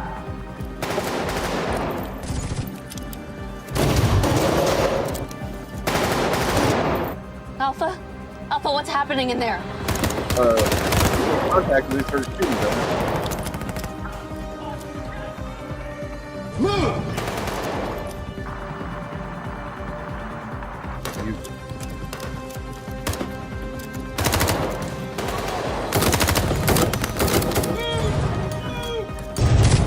I will say this. I basically know where everyone is and what's kind of happening. I understand for the most part who's shooting and who's being shot at and whatnot. That's sort of, but here I'm a little bit confused by the distance because it looks as if they're really, really close together. Like that scene in Police Squad where they're shooting each other from like two bins away. Yeah. It looks as if they're like really close. So that's the bit that's confusing me. I mean, it looks as if he could spit on one of them from where he is. I think a bullet hit him, maybe, and then that's Ryan Drake that was right there on the screen just now. Right. It just occurred to me, like, we're focusing mainly on Frost in this one. Does that make this a gender swap? Okay. Now, So, I mean, because obviously they it do all is. the fucking time, I want to stop. Look at his fucking face. Look how goofy his face looks here. Oh my god, he looks so stupid. Because they always do that with like funny, awkward freeze frames. You know what I mean? Especially of women. Yeah. Oh yeah. Oh, look how terrible this is because of that awkward freeze frame. All right. Because this is a movie meant to be paused at an awkward frame. Absolutely. Yep. Gas! Go, Victor! What did he say? Alpha. Like, I couldn't understand what he Something was saying. exciting is happening. On the screen. He's like, yes. Okay, what was it that they weren't expecting to happen here? Like, they come in here heavily armed. They're clearly expecting some sort of combat. Like, if you're going to do an action scene where there's suddenly like a turn and, oh, now our characters are losing, you need to establish what it is that happened that changed. You know what I mean? Like, No, they What seem was like their they- objective? What went wrong? What went From the very beginning of firing of a contact, they started shitting their pants, is what it seems like. Like, Yeah, my God, like- contact. We didn't expect that. Guys, we're It's like going you into can this see- building for shiggles. like you can watch and I think it's like not a great action scene, but like you watch the final battle in Avengers Endgame and it's like, okay, they're having a fight, the armies are clashing, and then Thanos decides to rain fire down and now he's got the upper hand, and then something happens to change that, and so now he no longer has the upper hand. Like, you know what's going on and why people are panicking when they are, and when they're I just have no fucking clue. Like, oh, okay, I guess something wasn't supposed to happen there. I mean, Avengers Endgame, the final battle is messy just because there's so many fucking elements in it. But they do let you know the key things happening. That like, hey, you know, this is this guy's got the upper hand. Now they've got the upper hand. They let you know that. Like, from what we just saw, he was firing on someone. It was firing on him, and then suddenly he kind of stopped, and then seemed to freak out a little bit more as he squatted down and yelled something basically incoherent. Yeah, I assume the bad guys are or the good guys are in trouble. Why exactly are they in trouble? What do they not expect? I don't fucking know. I don't. They fired bullets at him and they didn't die, I guess. So like, now what do we do? They're still going. They're still there. Shit. Well, I'm all out of ideas. Did you try shooting them again? Did you try? Oh, this is such a rip-off of Aliens as well. Yes. But hey, Poe! Drive the goddamn transport, you know, onto the fucking axle, grind the axle down. Yeah. Alpha, hang in there. I'm coming for you. What? What's she gonna do?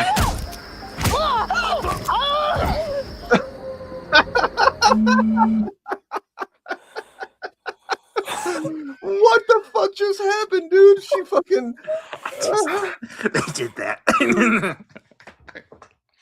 Okay. Your big damn hero moment. All right, let's see it. Great moment. Alpha, hang in there. I mean, coming for you.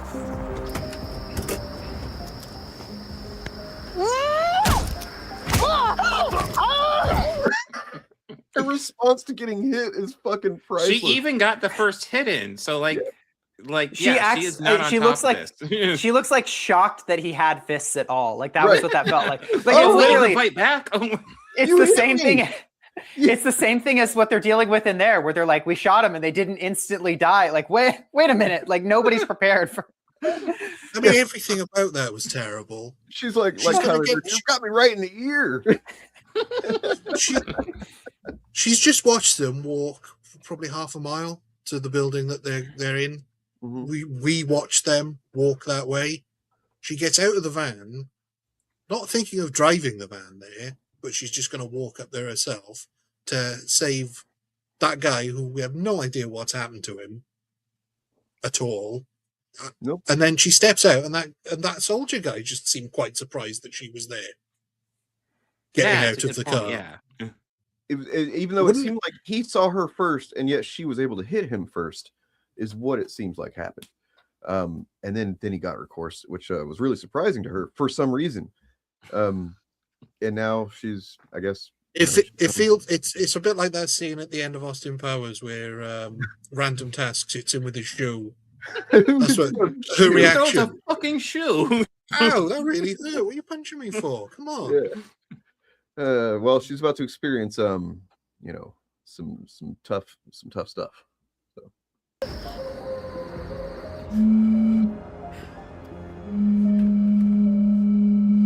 You good?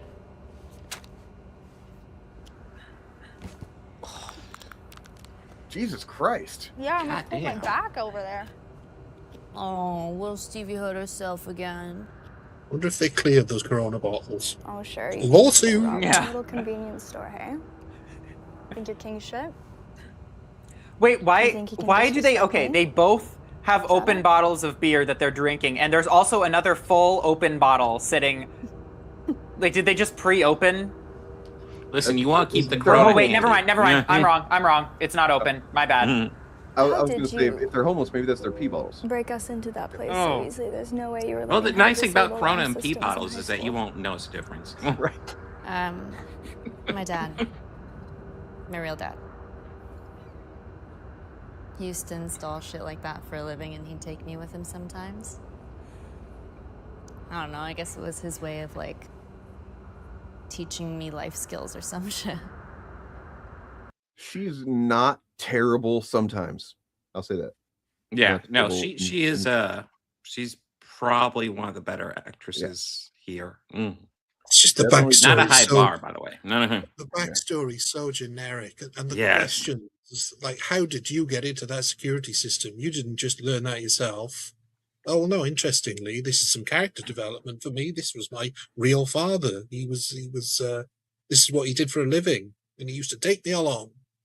You know, I wanted to like. We'll see if it comes together, but I think for me, the issue right now mainly is that we're jumping between different stories, and I'm not feeling any connection between these stories or the character. Maybe they'll come together later, but right now it's like, okay. I mean, I will say that at the end, I think that you can probably see what they were going for, but I don't know that it really works. So, I mean, if I had to guess, the whole reason to do these flashbacks is to show how she's able to survive whatever she's about to go through. Yes, in theory. Yeah. Seems like a good guy. Yeah, he was. Oh shit! Actually, drank the piss. What about you? What was your dad like? Oh, that had a cigarette in it. Mine? Never even met the guy. He cleared out the moment he found out I was on the way. At least that's how my mom told it anyway when she was sober enough to do so. Shit, Oh, Stevie, that I'm natural so sorry. dialogue. They have It's fine. like, at least they're able to do their makeup and stuff. Anyway, fuck that shit. Past is over. Living so harshly. Me and you, we ought to start making plans for the future. I'm serious. The world's our oyster, girl, and we can do whatever we want. What do you want? I want a car. You can't even fucking drive. Yeah, well, I'll learn how to fucking drive. I pity your instructor. I'm serious. We're gonna get out of this place. Oh. You, me, the horizon. The Horizon's gonna get out of this place? And we're gonna go to a different town every night. Be a new person. At least for a little while.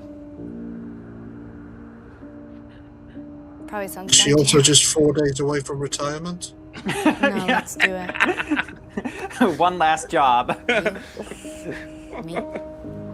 The horizon. We'll leave this life behind. We'll start a new one. And she's dead. That sounds pretty fucking good, doesn't it? Yeah. I want this to be like the scene in the beginning of the Velocipaster where he like goes out to greet his parents and he's like, "Hi, Mom and Dad," and they instantly explode. That sounds. I've been tempted to watch that. That I've heard movie of the sounds movie, so stupid that It's so funny. I want to. I kind of want.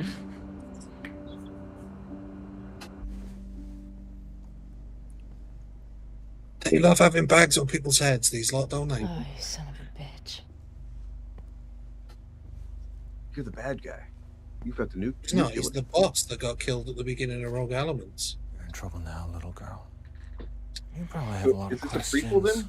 running through that head of yours. Dude, okay. Well, yeah. Fucking obvious. If the Critical Drinker were reviewing this movie, he would be bitching so hard about how often they bring up that she's a woman. Like, it's happened in every dialogue scene where someone says, "Oh, and you're a girl in the military. You're a girl in the CIA." Like, he would be so upset about that. I mean, he would also be upset that this is literally called a Ryan Drake story or whatever, and Ryan Drake's barely in this. Mm-hmm. Yeah, this is not Is she his story. Is she supposed to know who he is? Yeah. Yes, she saw. No, I mean she called him a son of a bitch, so she knows who he is. Yeah. But that indicates that she knows him more personally, almost, right? Like, whereas she knows who he is, but that kind of dialogue tells me anyway that like there's some kind of personal thing. Like, oh, you. Yeah. Is this guy like an antagonist, or is this like is he betraying her right now? But if we've seen Rogue Elements, we'll know that he's Ryan Drake's mentor. Oh, I didn't recognize the guy. Oh, okay. Oh, that he. All right. Yeah, he's the one that gets killed. He's the one that gets killed at the very beginning by the bad guy. He tortures him with the hammer and then You might have records it. stumbled upon something in this movie that you know. I didn't even think about that, but yeah. I'd just like to say I do not remember Rogue Elements that well. It did not stick in my head at all. There was a rogue element. You should remember that much. Yes, I do remember that. Both, in front of and behind the camera. Anyway, yeah. So this is I'm not going to spoil it, but Then you can save us both some time and tell me what I want to know. Names of your teammates and your evac plan. So they made it out, huh? I didn't say that. No, you didn't have to. You wouldn't be asking me if you didn't need to find where they were, and if they go We back know and they rat that. you out, you are so We- fucked. Enough.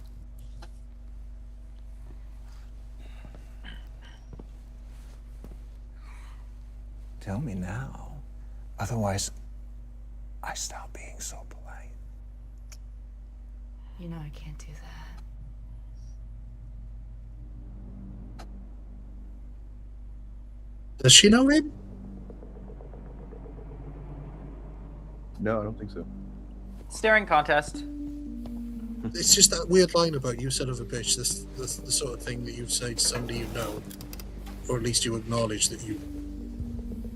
You know what I mean? Oh yeah, no.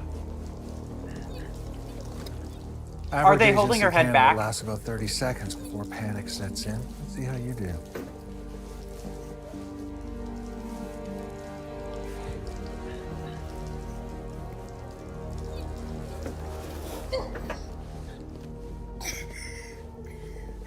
We can do this all day. By the time we're through, you'll be begging me to kill you. The longer I hold out, the further they get away. How does that feel, motherfucker? Oh, hold on. Wrong answer.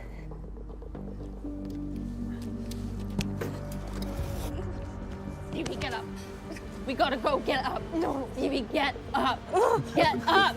Do you ever see what happens? No, stop. Wait, she's not gonna make it? Yeah. I didn't see that coming. No fix in this way. You know there isn't. What the fuck?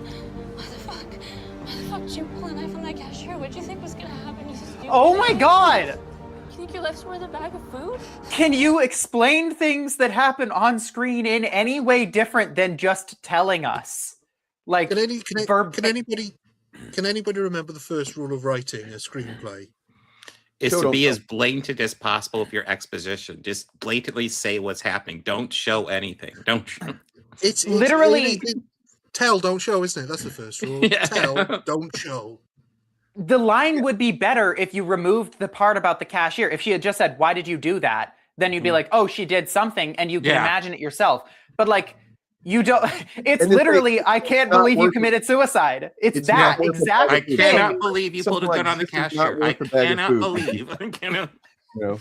I cannot believe you pulled a knife on the cashier and then he pulled out a gun when you were looking. And then he had a gun, shot and then he shot you, and now you're here and you're dying. That's not. Yeah, and that also now that just raises the question of like, how the hell did she get back here? But now they're trying to leave here. Like, if you say, "Why did you do that?" Then you can imagine what happened. But like now I'm thinking of the logistics of this whole thing. And like, again, they don't, like, he does not understand how to deliver information in a human way at all. And it, I mean, here's spitballing. Here's how I would do the scene. I would have her in the back of the car, bleeding. Yeah. And I would have the other one in the front, or saying stuff like, "We've got to get you to the hospital. We've got to get you to the hospital." She's saying, "No, I can't go to a hospital. They'll have to tell the police," something along those lines. And then she says, "I can't believe that prick shot you." We don't need to know anything else. We don't need to know it was a cashier. We don't need to know any of it. The information we need to know is that she's been shot and she is dying. Which those are the two bits of information you need. We don't need to know the exact situation. It won't be bad to know that was her fault as well. But yeah. yeah, well, I mean, like, you can establish that information in such a better, like, immediately. Oh, yeah. If you have her in the car or whatever, you can, like, instead of saying she was shot, instead of saying what exactly happened, you can say, "Just remember, just keep your hand over the wound," or whatever. Like, just like do things like that are things that a character would say in that situation to, to each other. Everybody knows what's going on. She's trying to, things that are not just repeating the events that just happened off screen. And I'm saying this wrong, but I'm like, there's so many easier ways to communicate this that would not require any more budget, that would not require any more complicated acting or anything like that they could have done, that would not have been this fucking stupid. So let's see. I'm trying to determine here how much money this took in, because that I think it was like several $100,000, right, for this. Well, I'm looking over this, and yes, you said Will Jordan was the only writer, but it turns out Neil Breen did a rewrite. Yeah. I'm just saying, like, they couldn't they have just shot like a scene? I mean, that doesn't even seem like a very expensive scene to shoot.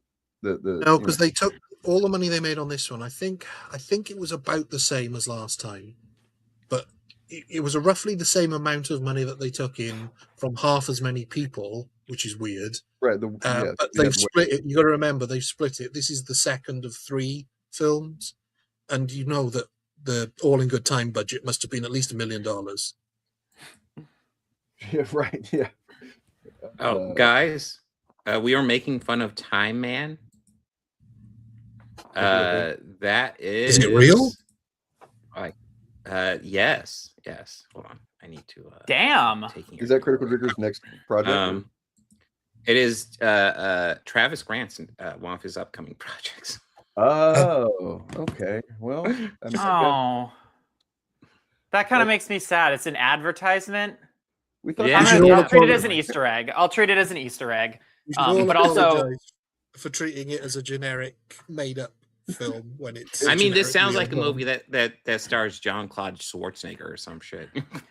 I will say, Time Man is a better title than any of the Rogue Elements projects have been, because it sounds goofy. Like, it's a goofy sounding title, so at least gives me some idea. If they try to play it 100% serious, then that's a weird title to pick, but at least it evokes something in my brain. Darkman would be an example of one that's like similar, where like it actually does well with the premise and the kind of tone of the film. The problem with Time Man is the words themselves run together, unfortunately, so it sounds like you're saying Tie Man, not Time Man, unless you overpronounce it. And even on the poster there, it looks like Timer Man. Maybe also his last name is Timmerman. Could be. Also, Darkman. Also, Darkman had Sam Raimi behind it. Yeah, that's a difference. That's basically the same thing. All right. It is. I mean, it's generic, but it's also better than, once again, anything that this crap has put out so far.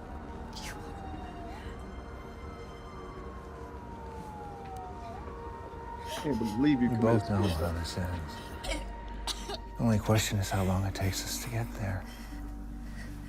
Why are you making me do that? Were they trying to like make her look sexy when she's wet instead of like stressed as she, presumably. Oh yeah. I didn't even think about that. Yeah. You really think the agency even gives a shit about you? Yeah.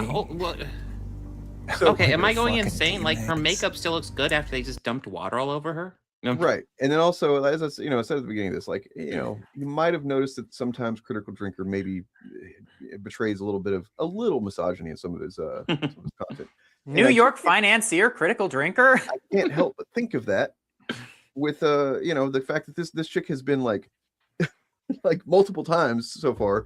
They linger on her being attacked. It's kind of like I don't know. It's also weird. Like, she got hit in the face, right? And she doesn't display any. I can't tell where she was even injured in this. Like, again, they're going for like regular standard makeup. I mean, we've seen her with bruises on her face before as well. Think about also the intensity of the music in the transition to the flashback at the beginning versus the music they're playing when she's getting waterboarded. It's so chill, the waterboard music. It's so fucking just like, it doesn't even change from them having a conversation to whenever he was like, she had her head back and they're pouring the water. It was just same kind of, low intensity music, basically. And the thing that still gets me, though, is that it's pretty obvious where this is going now for me, having recognized this guy and seen them waterboard, that technique that the CIA do. Are you saying who is has created this, sort of test of trial by fire? I mean, the title gives it away too. That can't. That's not going. That's not intended to be a clever twist, is it? Surely, because otherwise, why would you use this guy who fans of the Critical Drinker will instantly recognise as Ryan Drake's mentor? They're really hoping that people outside of the people that watched it will watch this one. That's true. So just to be clear, there are fans of Critical Drinker. I don't think there are fans of Rogue Elements. True. I don't think they're fans of movies. No. I think it was Adam from what's it called? That movie channel. I forget the name of it. YMS. Yeah, that's it. I think he was the one that said that basically, like, Critical Drinkers fans are not film fans. They're basically fans of the sort of political leanings and anti woke, anti blah blah blah kind of sentiment that he traffics in, and then because they vaguely know what the movies are, that's why he talks about such superficial and like blockbuster films, and doesn't ever talk about anything beyond that, even though there's plenty of films that he could talk about if you really want to talk about movies that are unique or something.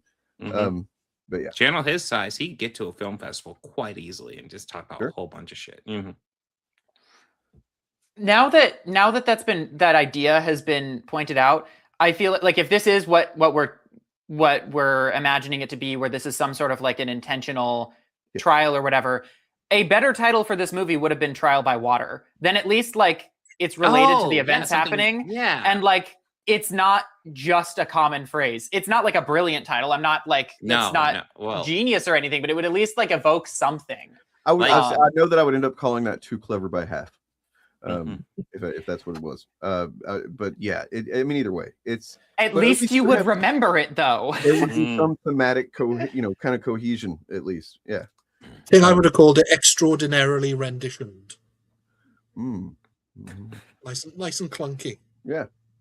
I mean, maybe the trial by fire is just referring to what Ryan Drake experienced in that gunfight, because like, I mean, this is just some chick. Who cares what she goes through, right? True. A case number. You die out here, I'll just put another little star on their memorial wall at Langley. This guy, he's not like a terrible actor, it seems like, but he is not right for this role. He's not doing it, He's not selling it as a menacing, anyway. It'll be like you never existed. But those are the people you want to die for. Are they? Yeah, her makeup's fucking perfect. TikTok shitbird. She looks hotter the more they waterboard her. After watching him complain about all of the one-liners in Supergirl in his video, TikTok shitbird is a choice. TikTok shitbird. That should be in All in Good Time anyway. Yeah, it should be. Yeah. Yeah. Absolute cinema. Mahler's kicking himself. He's like, I could have put another clock motif in there. God, I'm kicking myself in that one. Yeah. No, fuck that. Get up. Get up. We're going. Get up. I swear this is the same room that she had her fight in Rogue Elements. Look, if you stay here with me, your life is done. It's done, okay? The hashtag taking the world by storm. You'll be okay. You'll be okay. You'll be better than me. I think we're gonna need 3 or more shots of this, because I don't know what's going on. Okay. Is she about to tell her to join the army? It feels like she's about to tell her with a dying breath, join the army. She still could have called a doctor. It also takes a long time usually to die from a gut shot, from what I understand. Like it's not something that you just are. I mean, it's going to hurt really bad, and it could really fuck some stuff up, and you might die. But like, you're more likely to live from that than like being shot in the chest. Well, that's the thing. Like, I can understand the friend being like, "Don't take me to the hospital. I've been shot. They'll report that. I'll get in trouble." I understand that, but you still care about them, right? You still take them to the hospital, because a gut shot, if they get to it in time, they should be able to treat it. They should. Yeah. Even if you're not going to take her to the hospital, at least as she's lying there dying, phone an ambulance for her anonymously. then she could have probably survived longer if they didn't take her back to the safe house after, like if they just went straight to the hospital. Yeah, they obviously. there is that. They actually Yeah, moved let's her go back body to the to a house and car let me and then die. dropped her off here. Yeah, quick detour. Oh, really wasted some time here, didn't we? Yeah, we did. You might have survived if we didn't do that. Don't unlock the door for the cops to come in. Don't do that.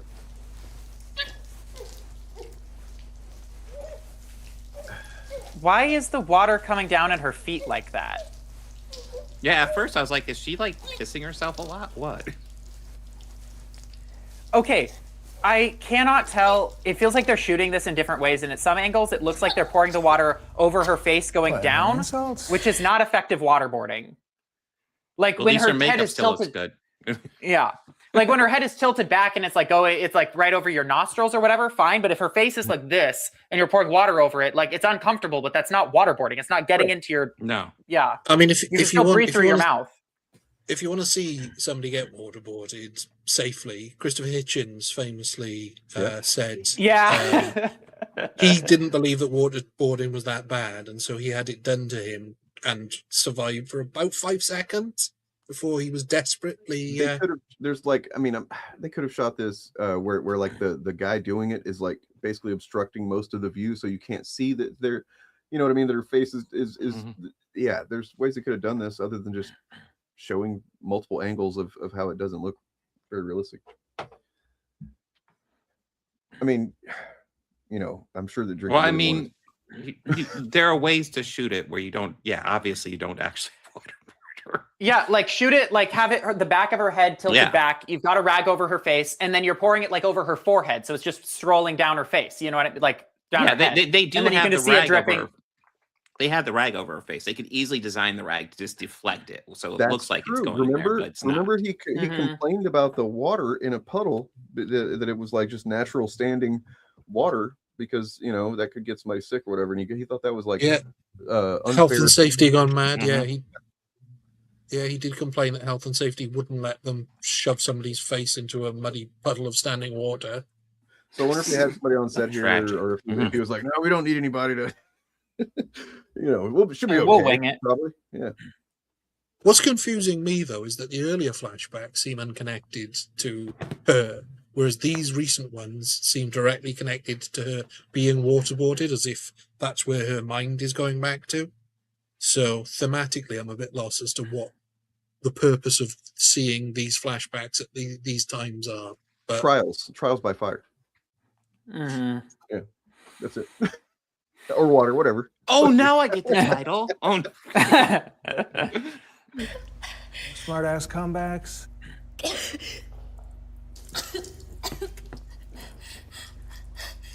I mean, to be fair, in Drinker's defense, when talking about the comments he made about Supergirl having too many quips, he probably would have felt better about it if they did waterboard her every time she had a quip.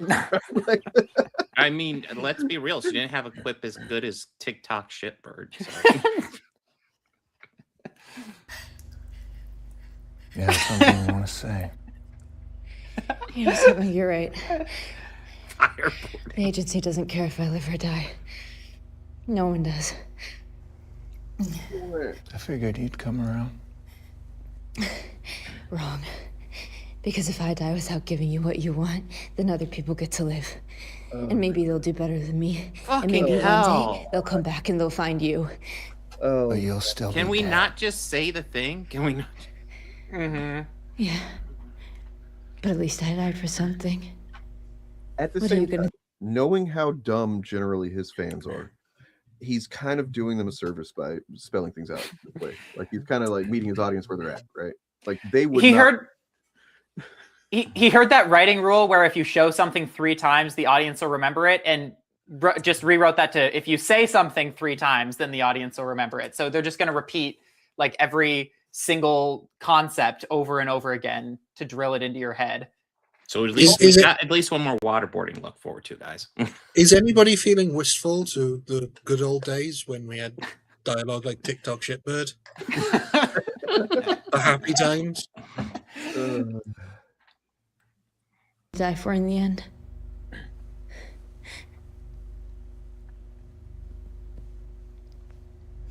What just happened? What?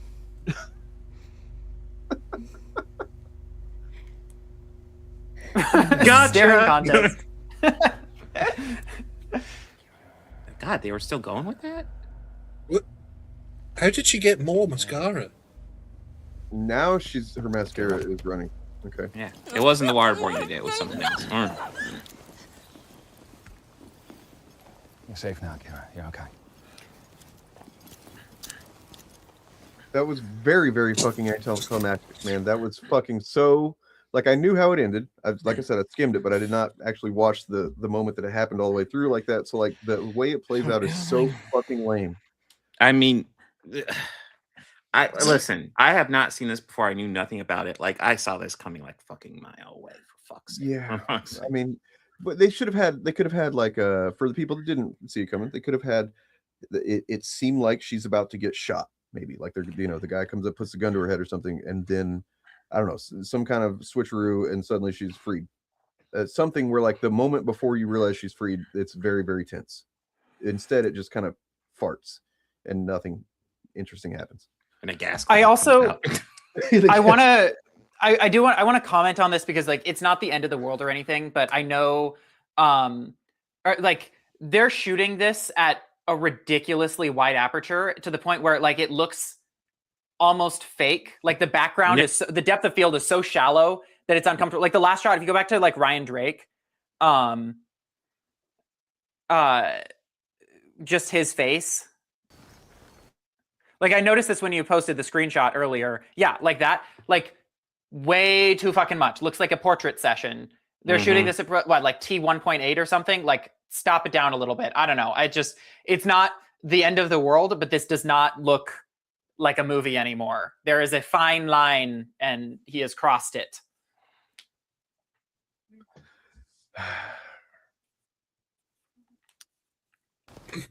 How'd you fuck this up? 600 hours, I'm officially concluding this exercise. What? It's that guy too? They were all in what on a it. twist. Not the guy with the long hair and the mustache, You surely. got some balls on you, I'll say that. I didn't think he'd make it to the end, Frost. Glad I was wrong. The only trial she's had has been being waterboarded. Like, if you're gonna put this through, if you're gonna make this a whole like character thing about her resilience, have her face more than one thing. Well, I mean, it died too. It does remind me a bit of of a movie I saw a long time ago that was super predictable. You might remember it was called The Village. But the big difference being that was way more entertaining. Yeah. That at least before they revealed that the reveal was kind of stupid, it at least had some interesting stuff going on before that, right? Mm-hmm. This is ridiculous. It wasn't particularly good, but yes. How do you whiff this? I mean, his hair has changed. I thought that previous scene was the scene where we first see him was a flashback because his hair was a different length. But no, I mean, was there ever a possibility, in hindsight, I guess there was never any possibility that it turns out, oh, Critical Drinker actually can write a movie really well. You know what I mean? Like that was, is there, I don't know. Of course, in hindsight, it's like, of course, this is how it turns out. Of course, he was never fucking, everything that he does in his content is all about, because he doesn't actually have the talent to fucking do what he wishes he could do. And now he's proven it a couple of times over. Yeah. Watching this, I have no idea what he possibly learned from Rogue Elements. Because honestly, I feel like this might actually be a bit worse. I know what he learned, and that's the don't. I mean, he did. And sincerely, they didn't write such a big action centric thing. It's shorter. It's not so action heavy. Had one little shootout that barely happened, and then that's it. And that was one of the things he said that he wished they'd done differently. So I mean, I'll give him that. That's something they did. Just everything about it is so piss poor. I cannot believe. And not only that, it's quite a lot like All in Good Time. It's like him and Mauler went off the same prompt of some sort of hostage situation. Yeah. I mean, I do think it's bizarre how these guys just make fucking action movies. Is that all they fucking want? Just generic fucking action movies?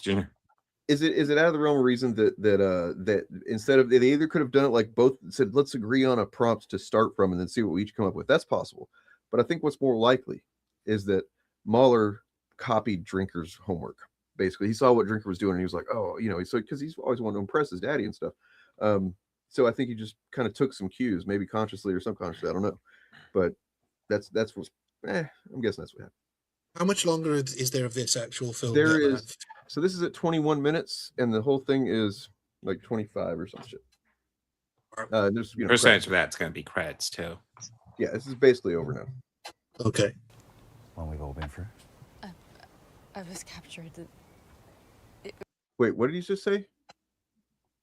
I think he said what we've all been. That's what I think he said. Yeah, that's fucking crazy, dude. You just fucking put her through this, which let's talk about the fucking ethics of that shit on its own, right? But like, and then just going, well, we've all been through some shit here. You know what I'm saying? we couldn't even get lunch where we wanted to. It was closed by the time we got out of here. Just this morning, I stubbed my toe really fucking bad. This has been a tough day for all of us. Let me tell you, my back is acting up like you wouldn't believe. Got a hangnail. My God. You got some balls on you, I'll say that. I didn't think he'd make it to the end, Frost. Glad I was wrong. This was a fucking setup. A test? You are finding out what the audience knew like 10 minutes ago. Oh, he says one we've all been through. Apparently they do this to all of them. We're always going to get you here, Remitcher. Why? What do you think will happen if you ever capture for real? Think the cavalry's going to come save you?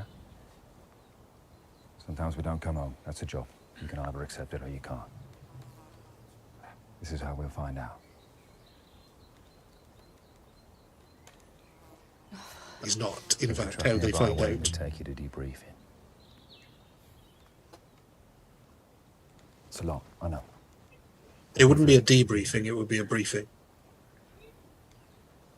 Let's give yourself a minute, get ready to go. Don't fucking touch me! Yeah, that makes sense. I'm not gonna be part of your sick fucking games. You hear me? No, you already were. Response? I'm fucking done! Correct response? Yeah, that's actually reasonable in my opinion. Yeah.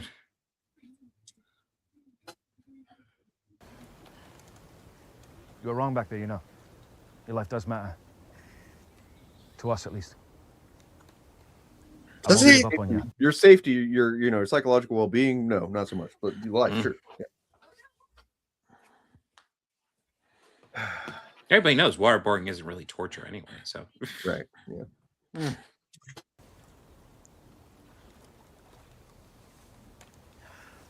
She should punch him. That would be that'd be reasonable in my opinion. And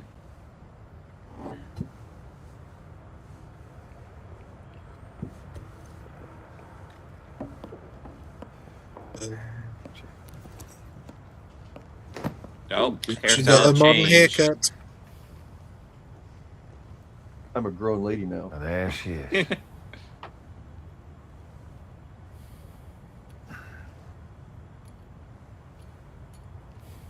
Your file said you'd failed the test.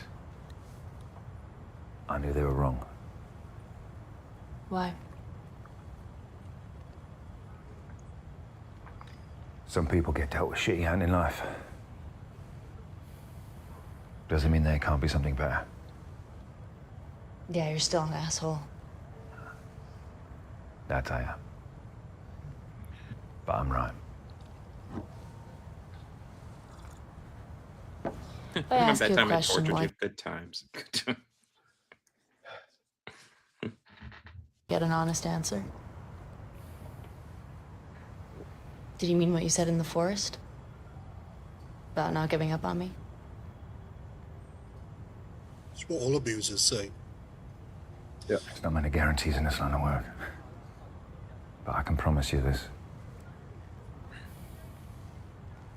If you're there for us, we'll be there for you. Conditional. Yeah, that's very cool. I was thinking Friends. No lies? That was exactly what I did. I wanted to make sure I did the clap. Yeah. I didn't even think of that. Holy shit.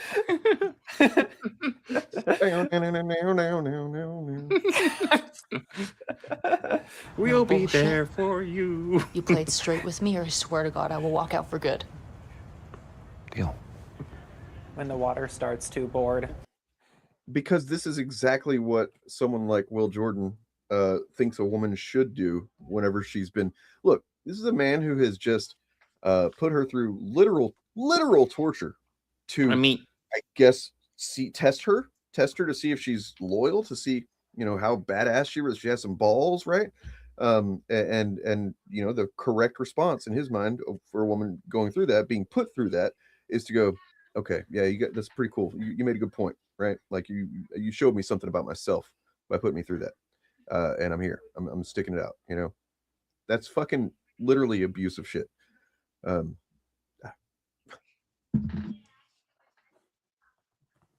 It's fucking nuts. Yes. Yeah. I'll have whatever he's having. Okay, she should punch him though, at the very least. Yeah, no shit, it's on you. That's all you get. She gets a free drink at least. Yes. Okay.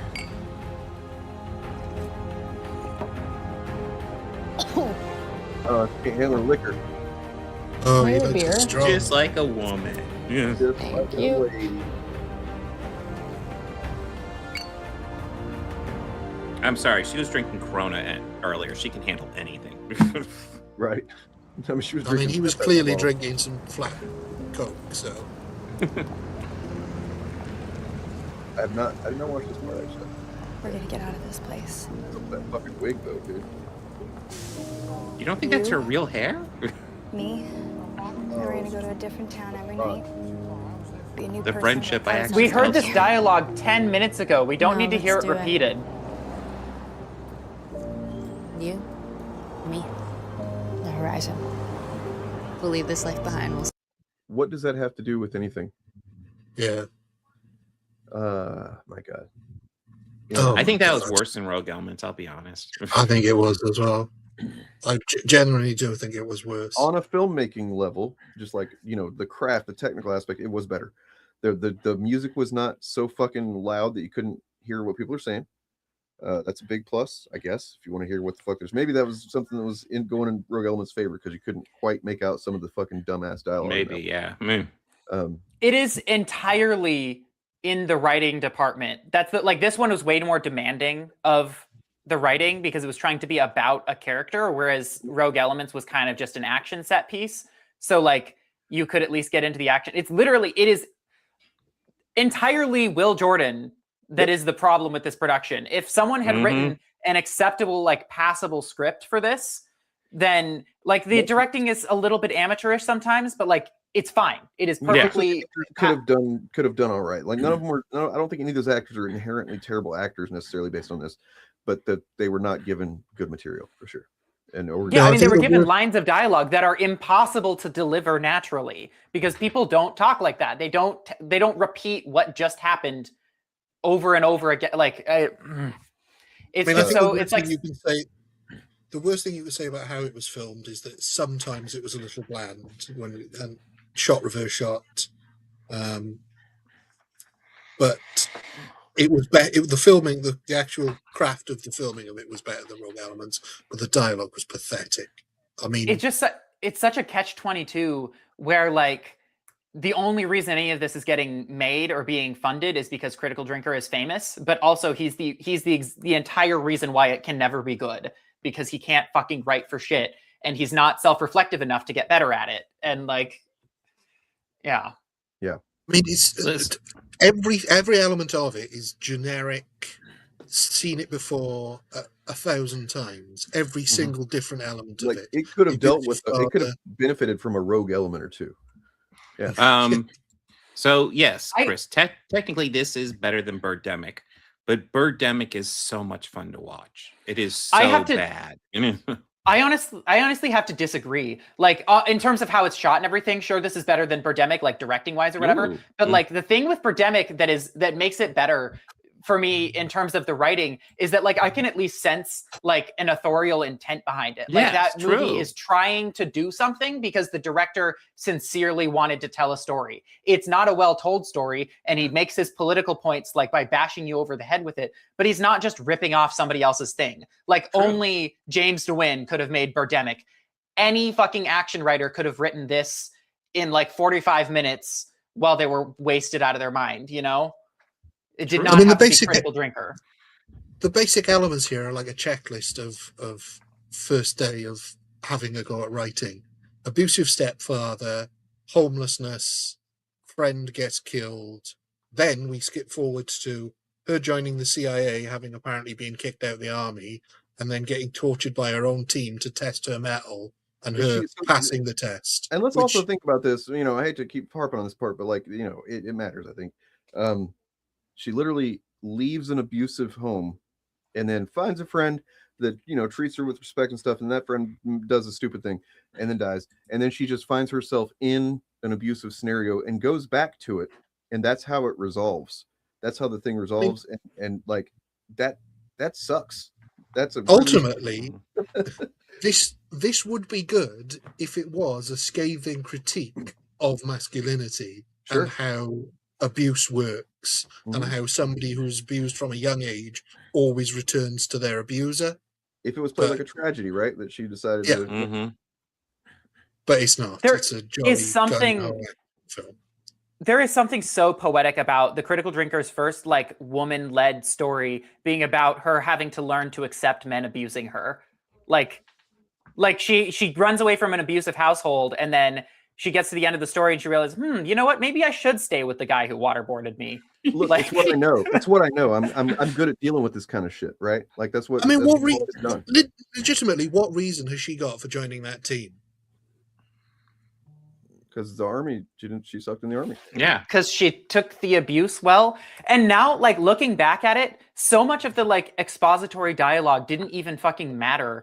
Like in the beginning when the stepdad comes in and he yells exactly why he's mad at her instead of just being mad at her and letting us assume something happened. Like that wasn't relevant. It wasn't like her, getting suspended from school or something came back later. So it's like he's giving us exposition for shit that doesn't even fucking matter. It's so irrelevant. She could have been suspended from school for something that did kind of lend itself to the fact to more character of like the supports the idea that she doesn't put up with bullies or she fucking doesn't put up bullshit. You know what I mean? Something like that.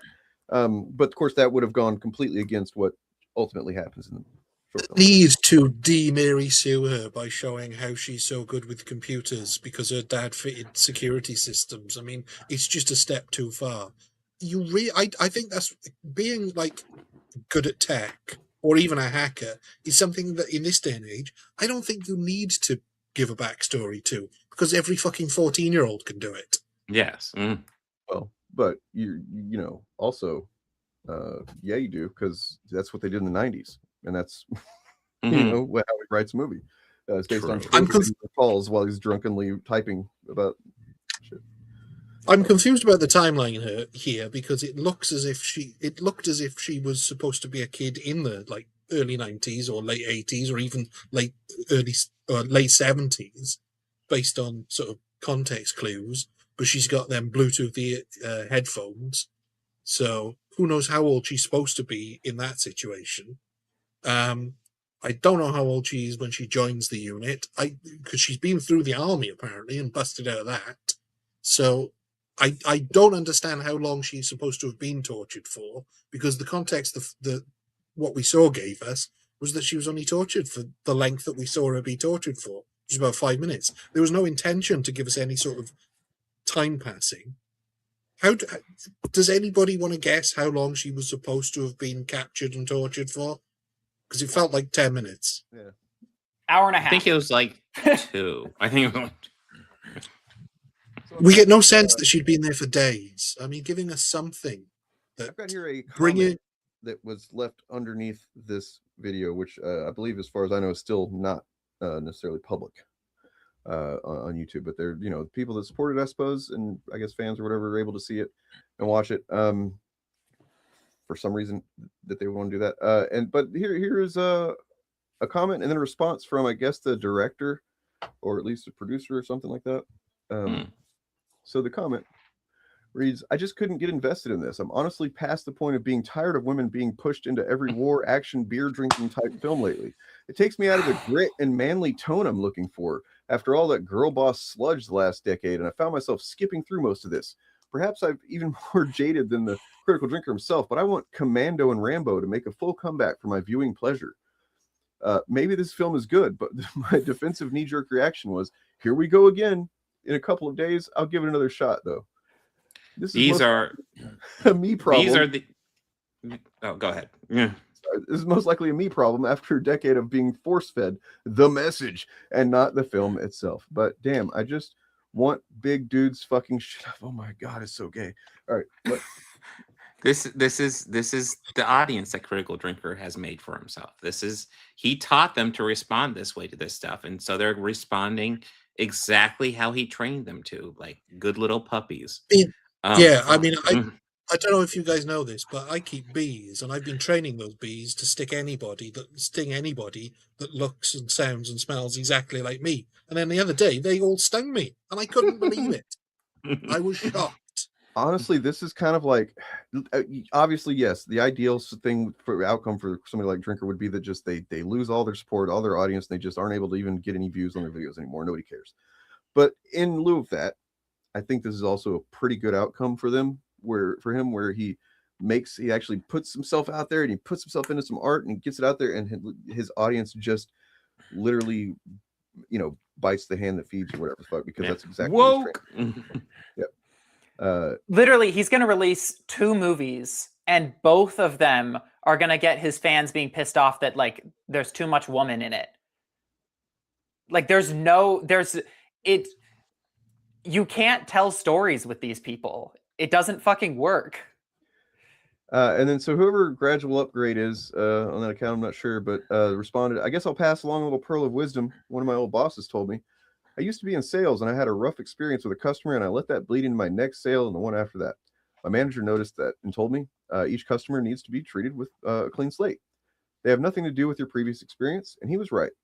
I adjusted my attitude and used that bit of advice my whole life. I have no agenda other than telling the best story I can and giving Frost as many dimensions as I can in 25 minutes. So I hope you give her a chance. And if you still don't like Dietrich's story, we'll tick the boxes you're looking for. Will Dietrich's story really tick the Commando and Rambo boxes? I doubt it.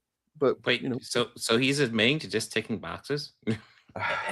It's also such a cowardly response to get. Okay, objectively, it is decent advice to be willing to be like, all right, look at things with a clean slate, especially when they're made by different people.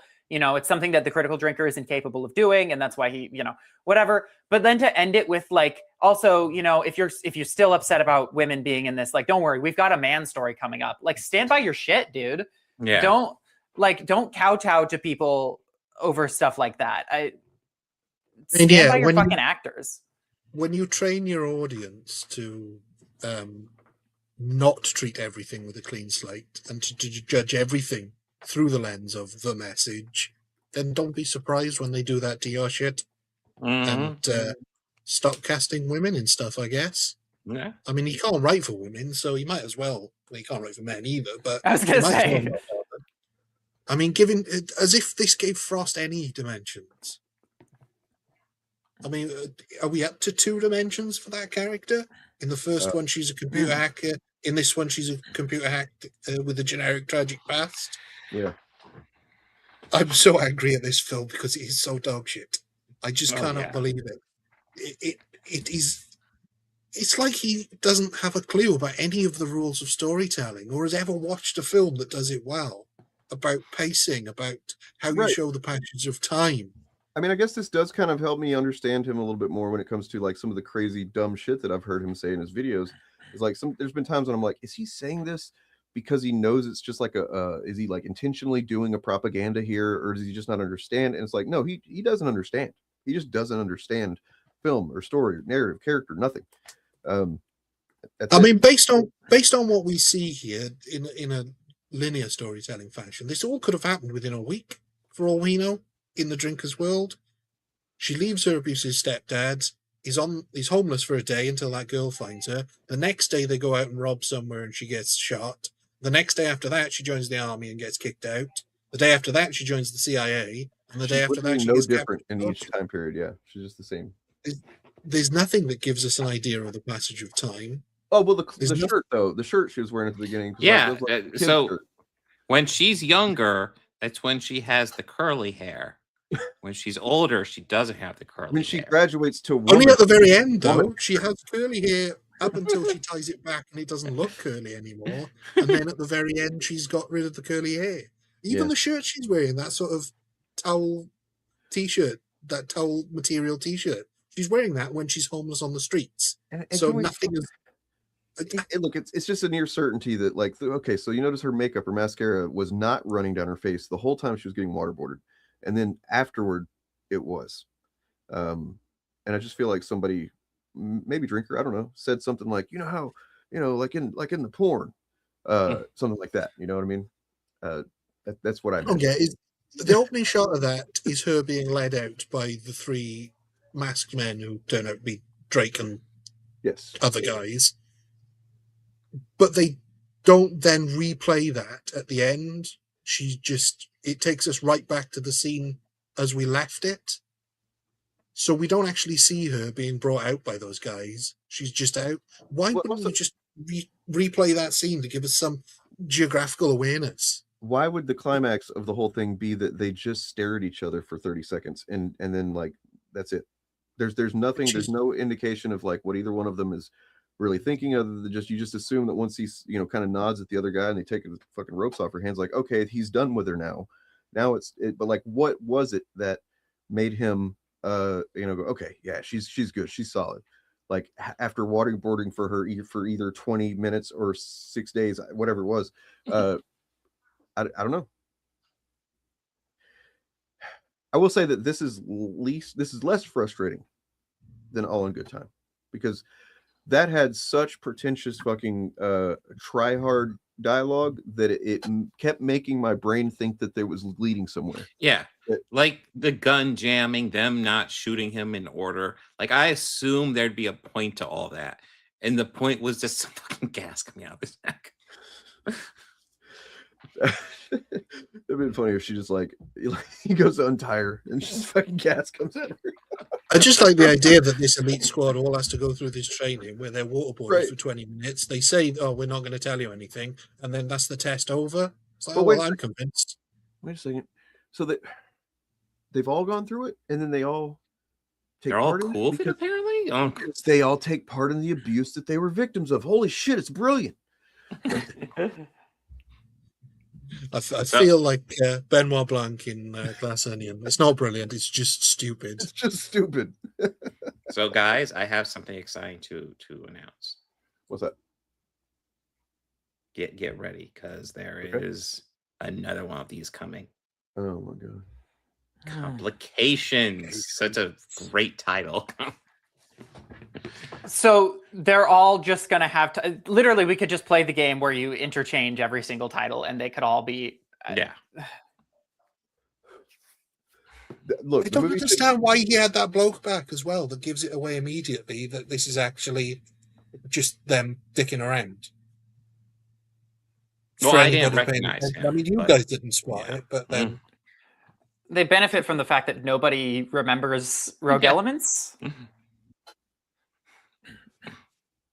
Who's pregnant? This movie should have ended with something like this, though.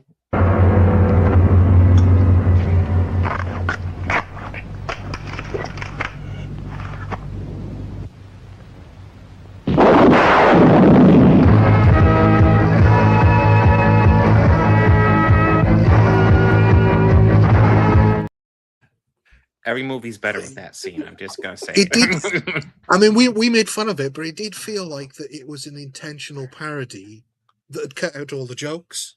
Yeah. Yeah. Like where she says, "I'll have what he's having" at the bar. Oh, like, yeah. And I'll be there for you if you'll be there for me too. I'll be there for you. When the rain starts to fall. My like if the bartender had put a really sort of like flowery cocktail with cocktail umbrellas and straws and sparklers taken out, that would have been a good joke. It's like they took a parody film and cut all the jokes out of it. They did the reverse of Airplane. They made 0 Hour out of Airplane. Out of Airplane. Oh God. Yep. Just bafflingly incomprehensible. I mean, not look, incomprehensible, entirely comprehensible, just dull. Critical Drinker is a fucking fascist. Yes. And so they're, they're famously, they have no sense of humor. And they take themselves way too seriously. So, that's what you get. The audacity, though, to build an entire career criticizing movies and then delivering these hot turds to us repeatedly. And his fans paying for it. So at least we're getting the sludge for free. Fewer than the first time, though, right? Like, so Yeah. I guess some of them have some sense of, self-respect or preservation or something. It does feel good to know that, like, basically some of the worst offenders of these grifters have put something out now. Mahler has done comic, and I still haven't checked that out. I really want to. I want to check out all those. Right one too. I think so. Yeah, they all wrote short stories for. Yeah. God, I should just that Ripaverse crap. Like a bullet. See if I can get one of those maybe on eBay or something. But yeah, and it's all terrible. Eric July. Yep. I mean, the worst thing is this has been done. Go ahead, Ryan. Go. Finish your point. I'm just going to say the worst thing is that this has been done better, like on a TV budget before. I mean, I think about the intense sort of torture scenes in 24, which was made 20 years ago. Jack Bauer threatening to shove a towel down a man's throat until it reaches his stomach acid and then slowly pulling it out so he burns his esophagus. That's terrifying. This wasn't. But you didn't even see him do it. Just the threat. There are right wingers who are capable of making good movies. Clint Eastwood is apparently a terrible person to work for, but he's made some good movies. The guy that does he did what was it? They're really definitely conservative coded, but they are competently made films like Bone Tomahawk and Cell Block 99, whatever it's called. Dallas Saunier. Yeah, that guy's definitely conservative. Going back, John Milius in the past. I mean, even like the guy who created 24, I think he's quite right wing. That's why that is Taylor. Taylor Sheridan. Yeah, Taylor Sheridan. Yeah. I was going to say Taylor Sheridan's got some cringe coming out recently. It's kind of pissing me off. But like Hell and High Water, good fucking movie. Very good movie. I love it. That was great. But you win a lot of points with me just by putting the dude in anything. So and Ben Foster, Jesus. That guy did not go as far as I would have expected based on his early career. You know what I mean? It's one of those things. I think it's maybe like it's weird to say. I think it's maybe because he's too good of an actor. Like you can't quite put a type on him because he's capable of doing too much. Yeah, but like everything I saw with him, he was very fucking compelling every single time. Yes. Even made bold choices considering he started out in the teen films. Mm-hmm. I am gonna have to get going. This was fun. Glad you guys were able to hang out. It was something. The other thing I want to say is, of all the actors he should have got rid of, he should have kept the blonde woman and recast Ryan Drake, because I mean he's the worst one in these. Just his accent is all over the place. He's the one character I couldn't understand what they were saying half the time. Yeah, you talking about Ryan Drake? Yeah. I mean, he looks cool though, right? Like he's got that glower down or whatever. I don't know what the fuck they see him. He doesn't even look good. He's a little bit too doughy. He's a little bit too old. Yeah. But also not old enough. Like he's not a grizzled sort of. No, he's not a grizzled veteran, but he's not like the new guy either. Yeah, he's the least interesting age for a guy playing that kind of role. Yeah. Mm-hmm.